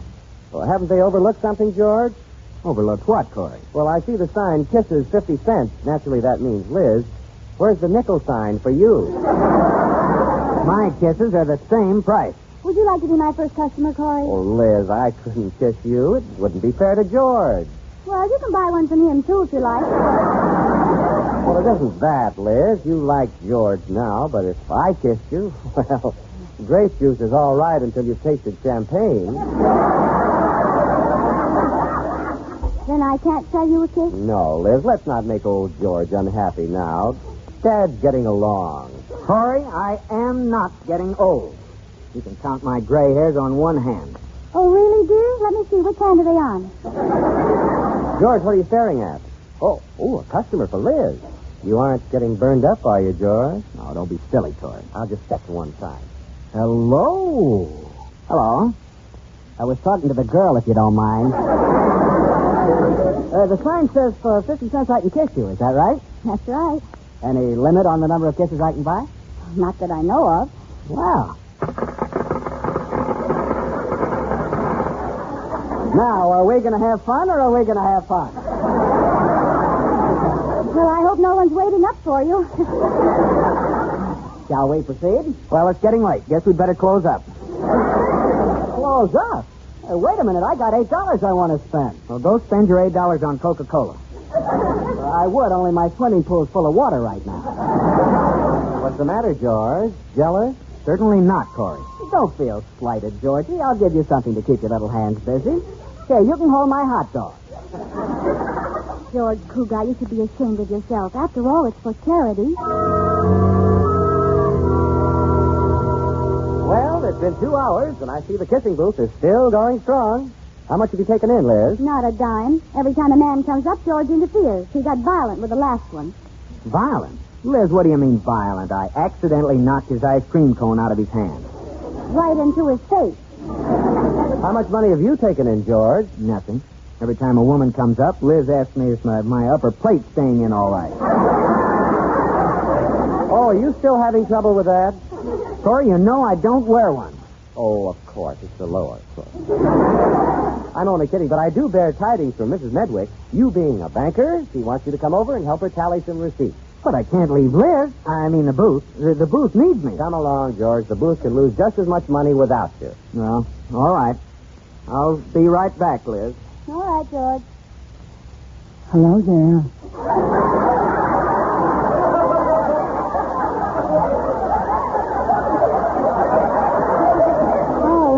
Hello. I frightened you. Oh, I'm sorry. It really isn't my fault. This is the only face I've got.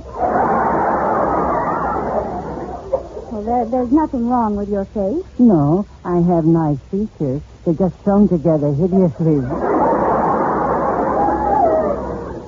I don't believe I've ever met you before. Oh, my name's Leonard Estabrook. Oh, are you any relation to Helen Estabrook? Well, I'm her husband.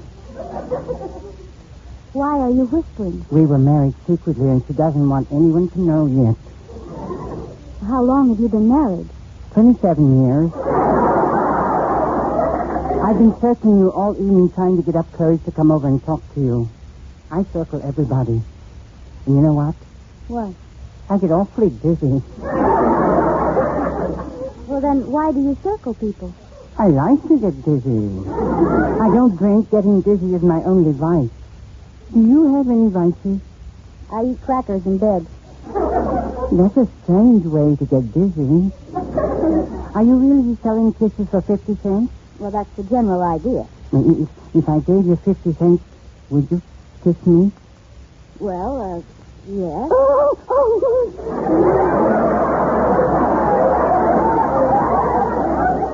Oh, goodness. What's wrong, Mr. Estabrook? All I have with me is a penny.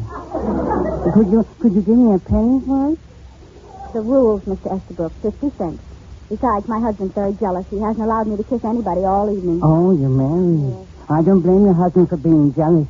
You're very beautiful. I wish I were as beautiful as you. And then I guess it wouldn't help. It wouldn't? No. I don't have the figure to go with it. My legs are skinny, but you can't tell it to look at me because I disguise them. Well, how do you disguise them? I wear trousers. Well, if you won't give me a kiss for a penny, I guess I'll just have to scrape up the difference.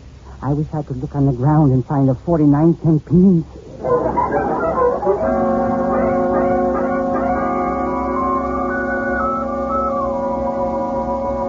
I'm back, Liz. How was business while I was gone? Take a look in the cash drawer. The cash drawer? Mm-hmm. 1, 2, 3, 5. Liz, $5. Mm-hmm. I'd have made more, only 2 of them were twins, and they sneaked one in on me. They all kissed you on the cheek, of course. I don't know. I had my eyes closed. Hello, little boy. Corey Cartwright comes with joyous news. Oh, what could be good news? Well, after you left, I had a little talk with Mrs. Medwick, and it's all fixed up. You mean Liz and I can leave? Nearly correct, old boy. You can leave. You've been transferred to the saltwater taffy booth. Yeah, but what about Liz? Oh, I'll be all right, George. You go ahead and sell the saltwater taffy. You look kind of pale. The sea air will be good for you.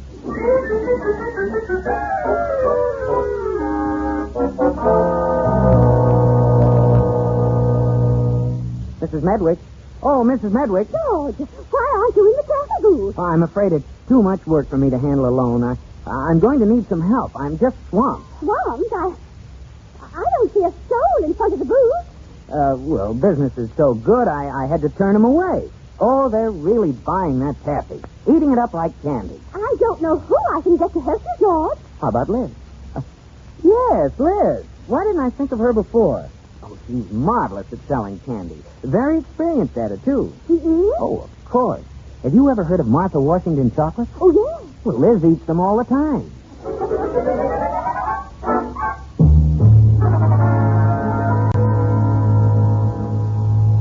Taffy. Get your saltwater taffy. Nice, sticky, gooey, lumpy saltwater taffy. Hello, George. Well, Liz, what are you doing here? Mrs. Medwick told me to come over. Said you were rushed and needed help. Oh, indeed I do. Where are all the customers? Oh, they're around. Well, Liz, here we are together in a booth again. Only this time it's a candy booth. Yes. Fate certainly does work in wondrous ways. Yes, fate certainly does. Of course, your little talk with Mrs. Medwick helped some. Oh, how'd you know? I went over to ask for the same thing, and you'd just left. You were going to ask to come over here with me? Yes. I love you, George. Wherever you go, I want to go, too. You know, Liz, there's not too much difference between this candy booth and the kissing booth. No. I guess it's all in the way you use it. George? Liz? Hey, George, Liz, what's the matter with you guys? This is the kissing booth over here. My Favorite Husband, starring Lucille Ball with Richard Denning, was produced for broadcast in the Frankfurt studios of the American Forces Network Europe by Air Force Sergeant Dave Schofield. Specialist Brad Scott speaking. Join us next time for My Favorite Husband.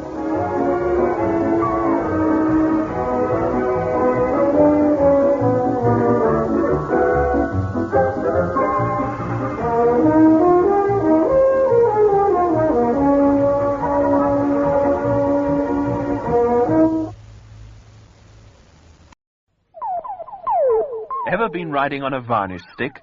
Read what it means in Meccano magazine. Build yourself a radio-controlled powerboat. Full-size plans are free with Meccano magazine. Packed with model planes, trains, and cars. Meccano magazine. Out now, 1 and 6.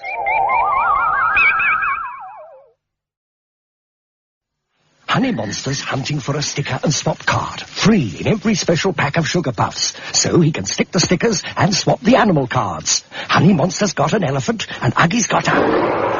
bear. Sugar Puffs. With a sticker and a swap card. Free in every special pack. You know, some marmalades get some of their tang from added flavoring.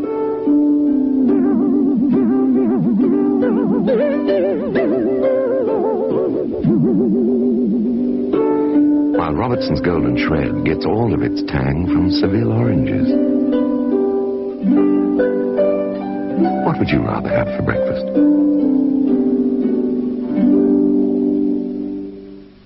This Electra Automatic has 10 different programs, takes a £9 wash, and is double guaranteed. And it's only £77. Only at your electricity board. Honey Monster's hunting for a sticker and swap card. Free in every special pack of Sugar Puffs. So he can stick the stickers and swap the animal cards. Honey Monster's got an elephant and Uggie's got a... bear. Sugar Puffs. With a sticker and a swap card. Free in every special pack. This is the 1940s radio channel from the Rocket Classic Radio Network. Frontier Town, the saga of the Roaring West.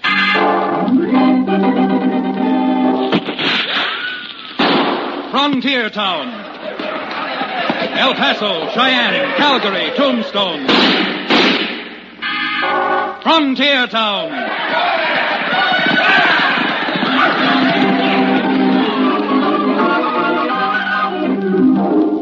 Here is the adventurous story of the early West, the tamed and the untamed, from the Pecos to Powder River, Dodge City to Poker Flat. These are the towns they fought to live in and lived to fight for. Teeming crucibles of pioneer freedom. Frontier Town!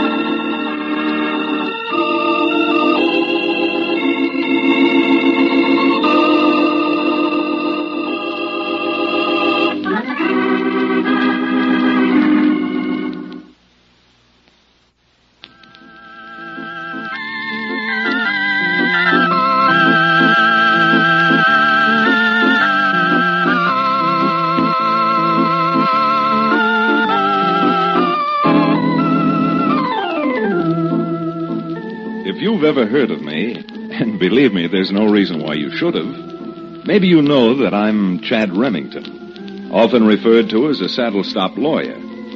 Well, I guess Dos Rios, my hometown, is a saddle-stop, because there's certainly no railroad within 50 miles of it. Just a few stagecoaches that pass through, and most of the time a constant stream of cowponies. As for being a lawyer, I guess I must plead guilty, Your Honor, because I make part of the living I do make from the practice of law. However, a small cattle ranch is one of my assets. And a few weeks ago, cited by Cherokee O'Bannon, the reformed medicine man who now owns our livery stable, I rode over to another town to buy some breeding stock. And what I'm going to tell you about now hit us like a cannon shot on the way back. We were about, 40 or 50 miles from Dos Rios, jogging along at a lively, sustained clip, and the O'Bannon was matching the rattle of the pony's hooves with the prattle pouring from his lips. Tad, despite the fact that I own a livery stable, I must admit that I still have no true and lasting affection for horse flesh. Oh? Therefore, Counselor, I would esteem it a great favor if you would be good enough to stop for a bit of rest and relaxation overnight at some town between here and Dos Rios. Or, to put it another way, Cherokee, you're saddle sore. Sir, it's not my saddle that's sore. It's that portion of me, however, that comes in contact... Whoa, there, that's quite enough. You don't have to draw me a physiological blueprint. And as a matter of fact, the same idea had struck me. I'd been thinking of stopping off in Maverick Town, at least for a good meal, and then deciding whether to go on to Dos Rios or not. Well, a good meal would be more than welcome. Is there any place in a burg they would call Maverick Town where one could obtain a good meal? One of the best places in the entire state. A little restaurant run by some Mexicans I know. Luis and Teresa Ibarra. Well, that doesn't sound too appetizing, my boy. No, indeed. But it is, Cherokee. They make the finest pollo con arroz and chili rellenos you've ever eaten. Of course, the food is hot. Well, in that case, I'm all for it. Well, you like hot food? Indeed I do. Indeed I do. Hot food seems to give me a thirst. Give you a thirst? Oh, Bannon, when the good Lord assembled you, he might have shortchanged you on scruples. But he certainly gave you a triple dose of thirst. All right, come on. Your tongue is starting to bulge now. Let's prod up these ponies and get into Maverick Town. And I'll introduce you to Luis and Teresa Ibarra mighty soon.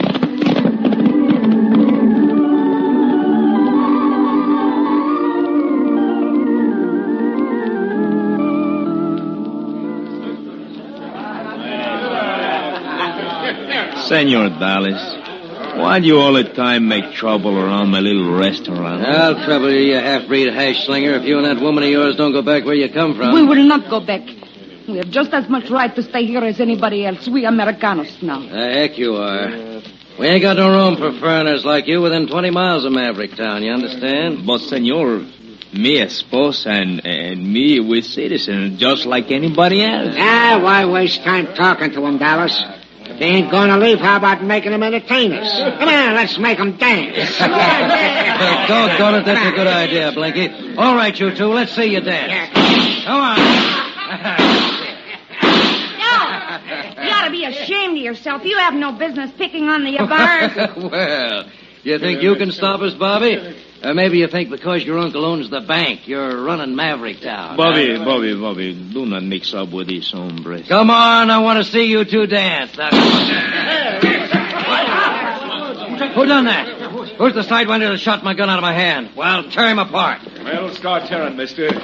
I'm right here, right in front of you. I'm right behind you, Chad. What business you got butting in? Well, let's put it down as the business of any decent citizen. Because from the little I seen of you, I hardly think you qualify. Well, you ain't going to see much more of me because I'm going to close your eyes. Look out,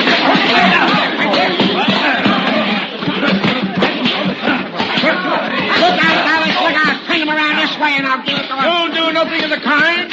Now just hold it right where you are. All right, Chad, now's your chance. Thanks, Cherokee, and here goes.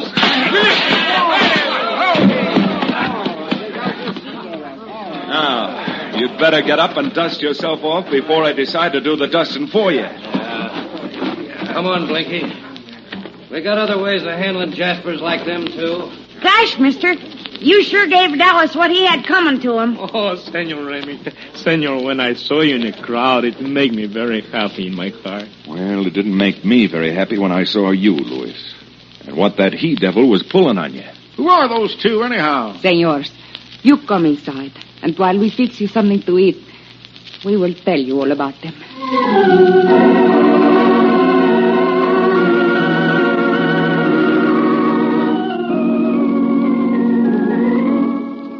Well, there wasn't much that either Luis or Teresa could tell us about the pair who had been picking on them. Except that suddenly, for no apparent reason, someone was trying to make Maverick Town so uncomfortable for the Ibarras that they'd pick up and move. However, there was a reason we were to find out soon enough. And while Cherokee was washing down the hot food with glasses of red wine, had we been over at the cafe and dance hall across the street, we might have found out exactly what the reasons were. Come on, Blinky. Lay off that bottle. Come on back into my office. I want to talk to you. Sure, Dallas. Although it don't look like you're going to enjoy talking much with your lips split open. Yeah? Well, before we get through, there's going to be a lot more than split lips around this town. Come on. Come on. Get that office door open. All right, now take it easy, Dallas.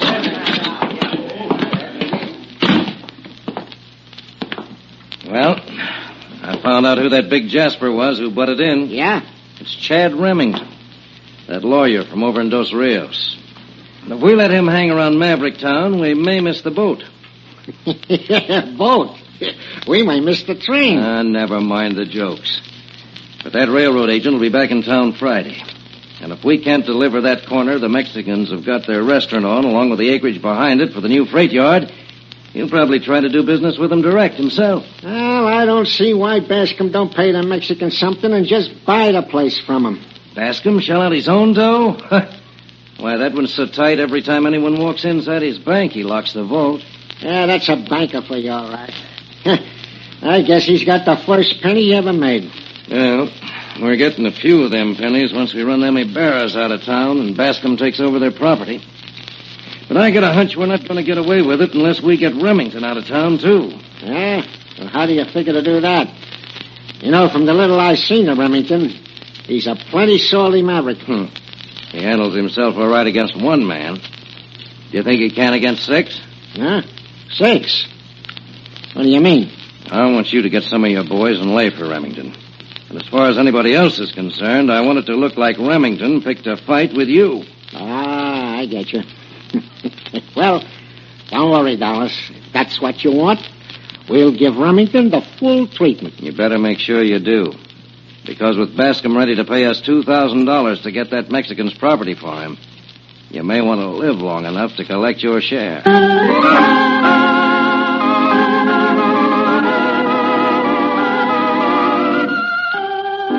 Well, with the little Louis and Teresa told Cherokee and me, we decided we'd stay in Maverick Town, at least overnight, and maybe for a few days longer.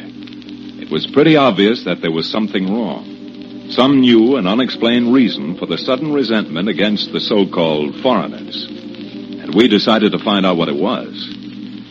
Well, after the biggest and best meal we'd had in weeks, Cherokee and I left the little Mexican restaurant and started down the street towards the hotel.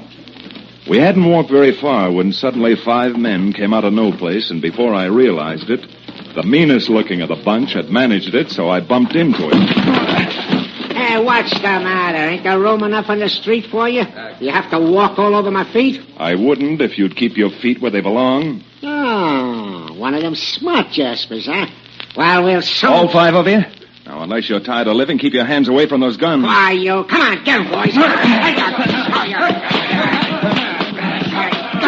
They ganged up on us. Keep those 2 tied up, Cherokee. This one's going for his gun. Oh, you guys are breaking my arm. Let's go. All right. I'm going to give you a better chance than you gave us. I'm giving you 3 to clear off the street. Come on. Come on. Billy Blue Blazes, Chad, have you ever been punched in the stomach after 3 portions of enchilada? You know, it must have been the enchiladas that won the fight for us. The garlic on our breath did more damage than our fists. Besides, what they shook up inside of you was 3 bottles of vino. Golly, mister. Every time I walk down the block, you seem to be having a fight with Dallas or some of his boys. Then you know who those highbinders are, son? I don't know them personal, but I know they all hang out at the Lady Luck Saloon. They're all friends of Dallas Vixen. He owns the saloon. Have you any idea why this Dallas person should suddenly take a dislike to Louise and Tracy Ibarra and start making trouble for them? Gosh, no. As long as I remember, everybody in Maverick Town is like Mr. and Mrs. Ibarra. This is something entirely new. Well, son, there's only one way to try to get the answer, and that's by going directly to headquarters. What do you say, Cherokee? Let's go into the Lady Luck and see if we can find this Mr. Dallas Vixen.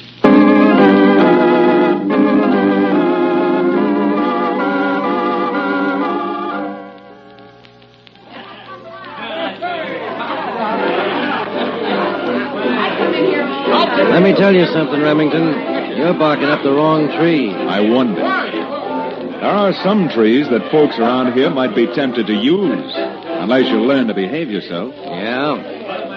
Well, we got some pine trees around here, Remington. They cut down easy, and a couple of men can build a 6-foot box out of them awful fast. Well, if they do chop down a pine tree, why not have them build 6 more pine boxes? Because you and your gun slicks might need them, too. Well, if that's all you got to say, Remington, I'd be very much obliged if you'd be on your way. Having you around may give my place a bad name. Any bad name this dive might have probably will be cleaned up before this week is over, Dallas. Right along with some of the characters in this town.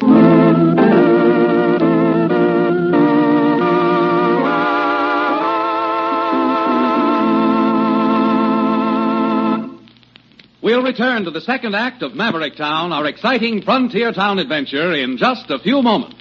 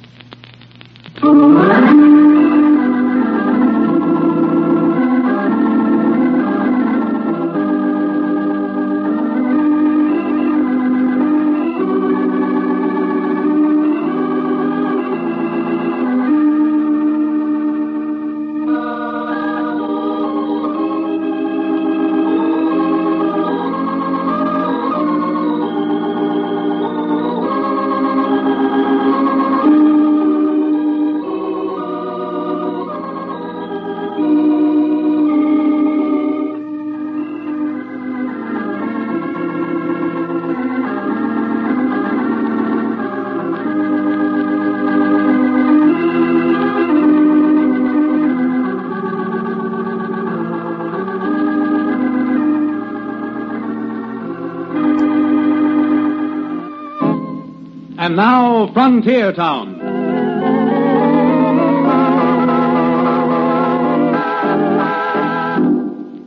Well, as you know by now, Cherokee wasn't welcome in Maverick Town. And certainly neither was I. Of course, we had no idea what the reasons were for the sudden animosity exhibited toward us. No more than we knew the real reason behind the attempts to railroad the Ibarras out of town. Notwithstanding the set-tos we'd had with Dallas and his men, this stiffened our backbones and increased our resolve to stay in Maverick Town until we had the matter settled, one way or the other.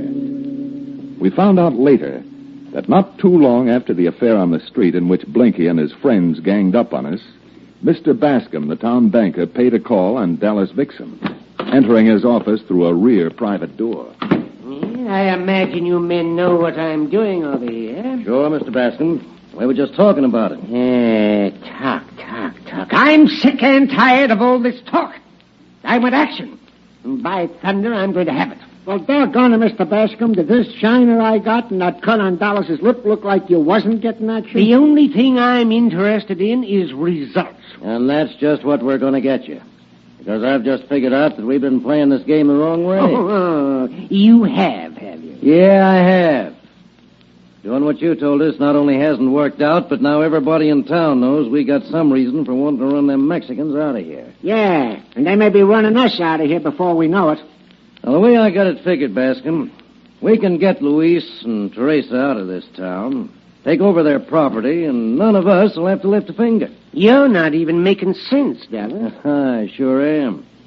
Because what if the folks in Maverick Town got to thinking that this was no place for a couple of Mexicans? They'd run them out of here in fast order. Yes, and who's going to give them such an idea? All we got to do is call a meeting. You know how mobs are, just like sheep. Let somebody get up on a platform and tell them the Ibarras are foreigners and un-American. Don't worry, the mob will do the rest. By Daniel, I think you're right. And the bigger the lies we tell, the easier it'll be to make them swallow them. As a matter of fact, as the banker in this town, I can probably get up on the platform and whip them up into such a frenzy that they'll run the Ibarras out of town tarred and feathered. You bet you can. And by noon tomorrow, you'll be back laying $2,000 right here on my desk.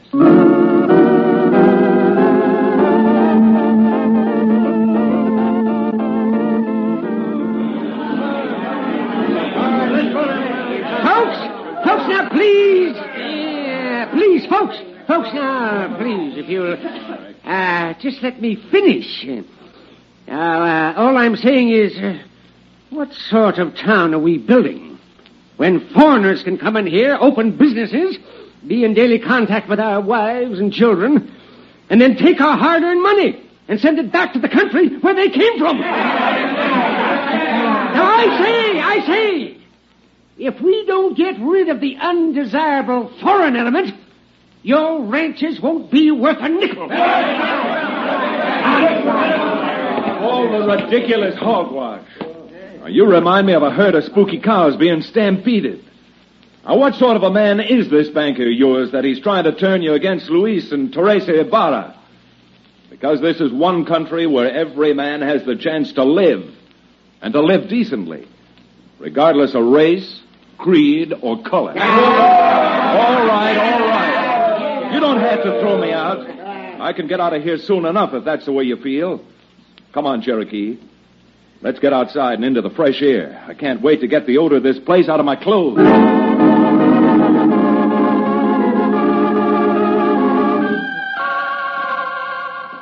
Senor Remington, Luis and I, we have talked the whole thing over.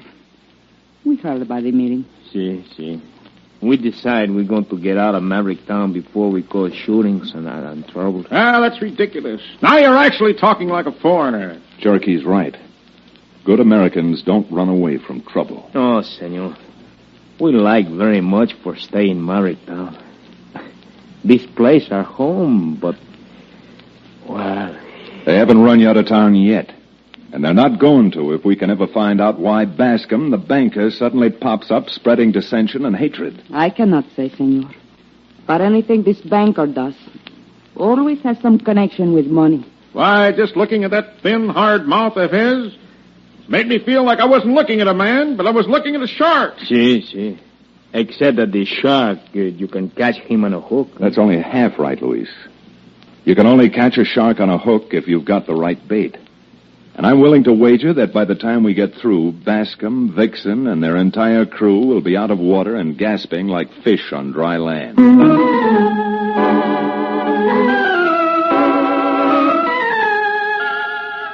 Teresa seemed to have the only possible clue to the whole situation.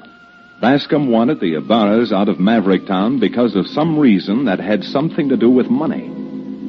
There seemed to be no way of finding out what his reason was until I got about the wildest idea that ever entered my head. Remembering that we had met his nephew, Bobby, on the street, Cherokee and I took the advantage of the chance acquaintance to ride out to Bascom's house and see Bobby late that afternoon. Gosh, I just don't see what you mean, I guess. Bobby, we're trying to tell you that your uncle's in danger. Locked up inside that vault. Locked in the vault? We've got every reason to think that he is, and that's why we came to see you. We thought if you had a set of keys that would let us into the bank and knew the combination of the vault, well, we might be able to get your uncle out of there before he suffocates. Whoa. Uncle does keep some papers and things in a little desk in his bedroom. And that's where the keys are, and the vault combination ought to be. Come on, Bobby. We just haven't got a second to waste.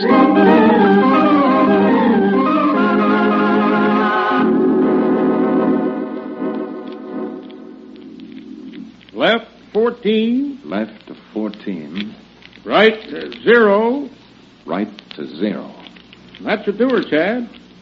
Try the handle and see if she opens up. Hurry, Mr. Remington, hurry. If my uncle's in there, he may have suffocated already. All right, Bobby. Just stand aside till I swing this door back. Mr. Remington, there's nobody in the vault. No, Bobby, but I've got a hunch there is something in the vault that I'm looking for. You mean you talked me into getting you the combination just so you could rob the bank? The only thing I'm going to remove from the vault won't be something that's valuable to the bank. If it's here, the only value it will have will be to all of Maverick Town. Wait, you're nothing but a big crook. Cherokee, grab the youngster and hold him. Now hold still, Sonny, because I certainly don't want to hurt you. Get away from me. I wonder if it could be in this drawer. It's marked private correspondence. Hurry it up, Chad. This youngster is worse than a wild catamount. I'm doing my best, Cherokee, but there are so many papers in here that... Well... Yeah. It looks like all the risk we've taken aren't wasted. Here's a letter from the railroad saying that they're building a freight yard in Maverick Town and that they need the property the Ibarra's restaurant stands on for their freight depot. I don't believe it. That'd mean my uncle's the crook. You just be grateful it's your uncle and not your father. Uh-oh. That looks like Bascom just pulling up outside in a buckboard. But he'll come in. He'll catch us here. Yeah, I suppose he will. But it's a little doubtful as to whether he's catching us or we're catching him. I can slip out through that window over there, Chad, and do the rest of what you had in mind. All right, Cherokee, I think you'd better. Now get going. Now you watch your step, Counselor. Although this is law business, you've broken the law, and you may be up to your neck in trouble. Now, will you stop talking and get out of that window? Bascom's at the door now. Now, you get behind the vault door, Bobby. When your uncle finds me in here, there's apt to be trouble. Gun trouble. Come on in, Mr. Bascom. What?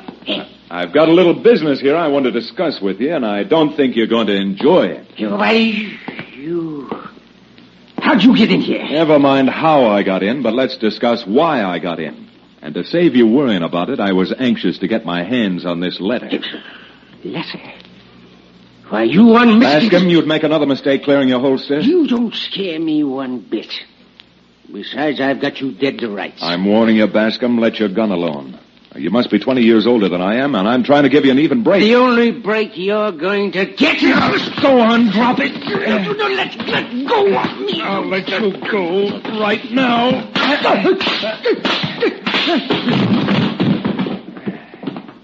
Wow. You really let him have it. He won't wake up for...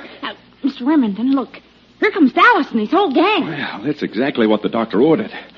I sent Cherokee to tell them that your uncle was absconding with the bank's money. All right, come on, Bascom. You'd better wake up. There's a reception committee coming to call on you. What'd you say? All right, come on, Bobby. You and I are going to hide behind the vault door and watch the whole show. Well, I'll be blamed. Now, this big rumhound was telling the truth. Cleaning out the bank, was you, Bascom? All ready to make your getaway. No. Why don't you stop that lying? Guess we know what we can see. But I'm telling you, I wasn't clearing out. I didn't open the vault door. Oh, sure not. You're just trying to frame us into doing your dirty work, running them 2 poor Mexicans out of town, and all you want's to hog all the money. Well, we'll soon see about that. Yes, Dallas, we'll see about that. Who's that with? Now, drop those guns. Look out, Dallas. I got a beat on him.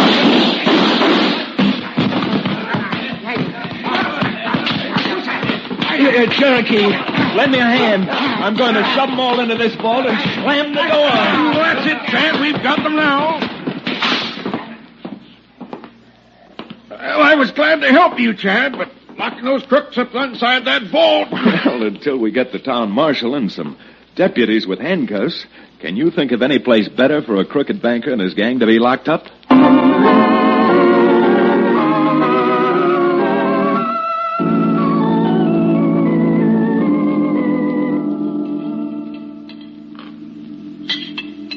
Senor, please.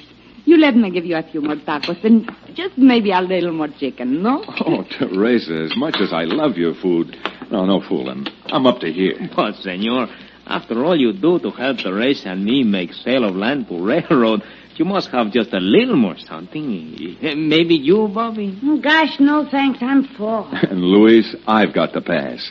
But maybe Cherokee will oblige. Amigos, I just couldn't hold any more food. However, if you just happen to have a glass of something to wash this down with... Oh, here, Senor Cherokee. A whole full bottle of very finest tequila. Tequila? See, what is wrong, senor? You do not like tequila? Well, I'll tell you, my little pigeon. I once had a sip of that Mexican liquor, and the only thing I'd use it for now would be to give a slug of it to some woman I hated. Give it to some woman you hated, Cherokee. Now, what would you do that for? Why, Counselor, for a very obvious reason. Tequila, of course.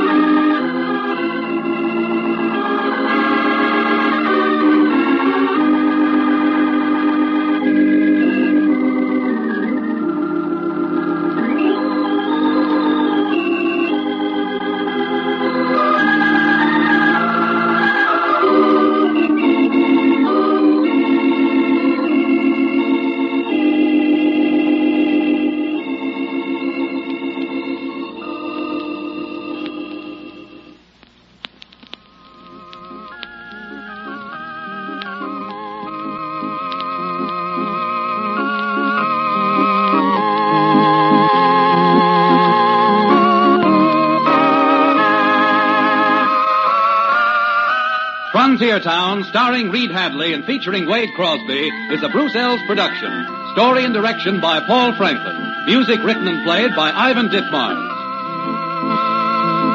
Be sure to be with us again same time next week for another fine action-adventure story with your favorite young Western star, Reed Hadley.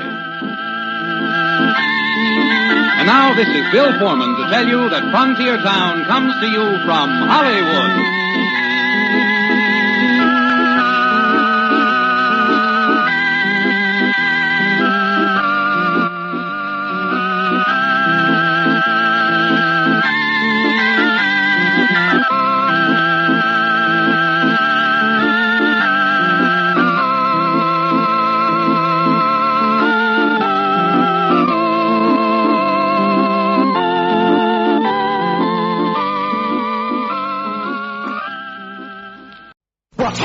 hazelnut in every bite. And thick milk chocolate for your delight. Nougat and caramel golden light. And don't forget the hazelnut in every bite. And again, what has a hazelnut in every bite? Thick milk chocolate for your delight. Nougat and caramel golden light. And don't forget the hazelnut in every bite. A hazelnut in every bite. This cord is stronger than steel. It is 3T cord, built into the new G8 by Goodyear. It gives more protective strength. The new multi-bladed tread has a wraparound shoulder design for greater grip, improved steering and cornering. It is built with tufts-in non-skid rubber to give more mileage, extra skid resistance. Remember the name and insist on the new G8 by Goodyear. On your last trip, did you discover what the Earth people eat? They eat a great many of these. They peel them with their metal knives. Boil them for 20 of their minutes. Then they smash them all to bits. They are clearly a most primitive people. For mash, get smash.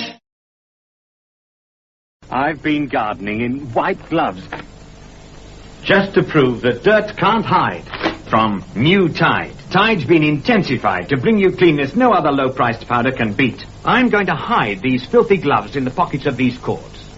Too tough a test for a low-priced powder, not for new Tide. Now for those hidden gloves. How's that for cleanness? Proof that dirt just can't hide from intensified Tide. Try it. The Rocket Classic Radio Network, keeping the radio memories alive, thanks to the sponsorship of John Paul Pet. Pet care with a salon pedigree.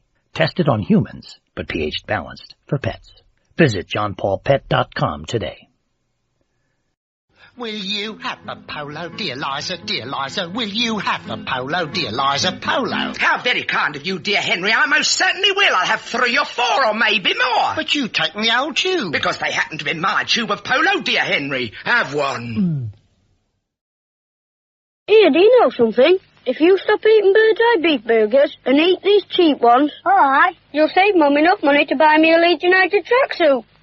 Fantastic. I mean, they look the same, don't they? Might look same, but they don't taste the same. You can't tell difference. Well, I can. The cheapen's yours. Bird's eye. Somehow other beef burgers just don't taste the same.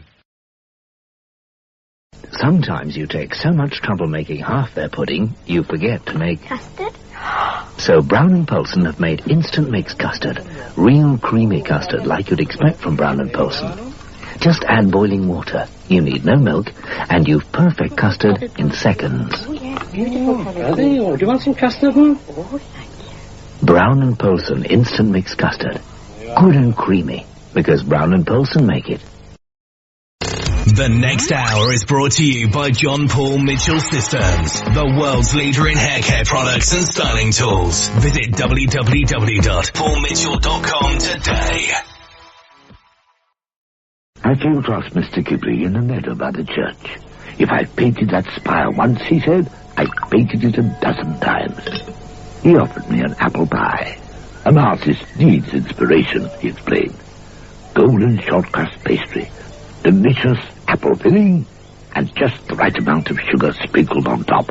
But then, when it comes to the little details, Mr. Ghibli does have an exceedingly good eye. Another collar with city dirt? That dirt edge needs mild green fairy's cleaning edge. Concentrates where powders can't. Right on the dirt. Even on city dirt. Oh, fairy has the cleaning edge. The Rocket Classic Radio Network, keeping the radio memories alive, thanks to the sponsorship of John Paul Pet. Pet care with a salon pedigree. Tested on humans, but pH balanced for pets. Visit johnpaulpet.com today.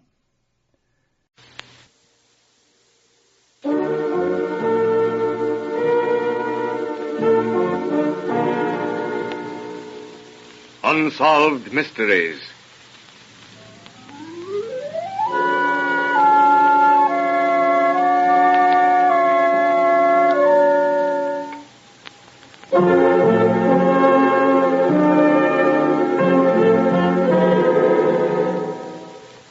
Out of deference to persons who may still be living, character names in some of these true unsolved mysteries have been changed.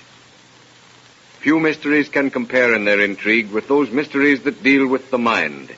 And he is bold indeed who says that he understands that realm in which the mind holds sway, as witness the extraordinary case of the hypnotist.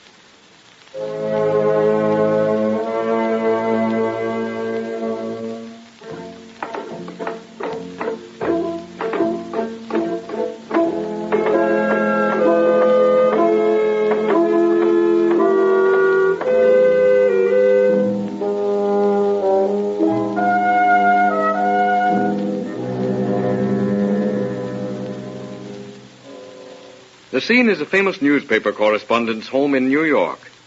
The occasion, the publishing of a book dealing with better than 20 years of headline hunting. And Bob Howard, the newspaper man, is entertaining a few friends at dinner. Most of the guests linger over their coffee, but Jim Watson, another newspaper man, stands by the window looking at the new book. I say, Bob, I don't find my favorite story in here. Didn't you send it in? Yes, I did, but, well, it was leave it out and not get the book published. What do you mean, Bob? Well, my publisher said that they didn't believe the story, and they were sure the public wouldn't, and so, as I said, I either had to leave out the story or try to get some other publishing house to print it. But you have plenty proof that the thing happened. Well, that's what I thought. But you realize that there was no official record ever kept of the affair, and most of the men who were concerned are dead. I suppose that's true. It's a shame, though.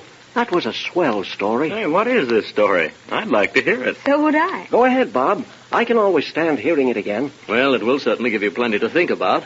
It was during the war, and I was assigned to cover the Palestine front. What with fever and everything, the British losses had been heavy.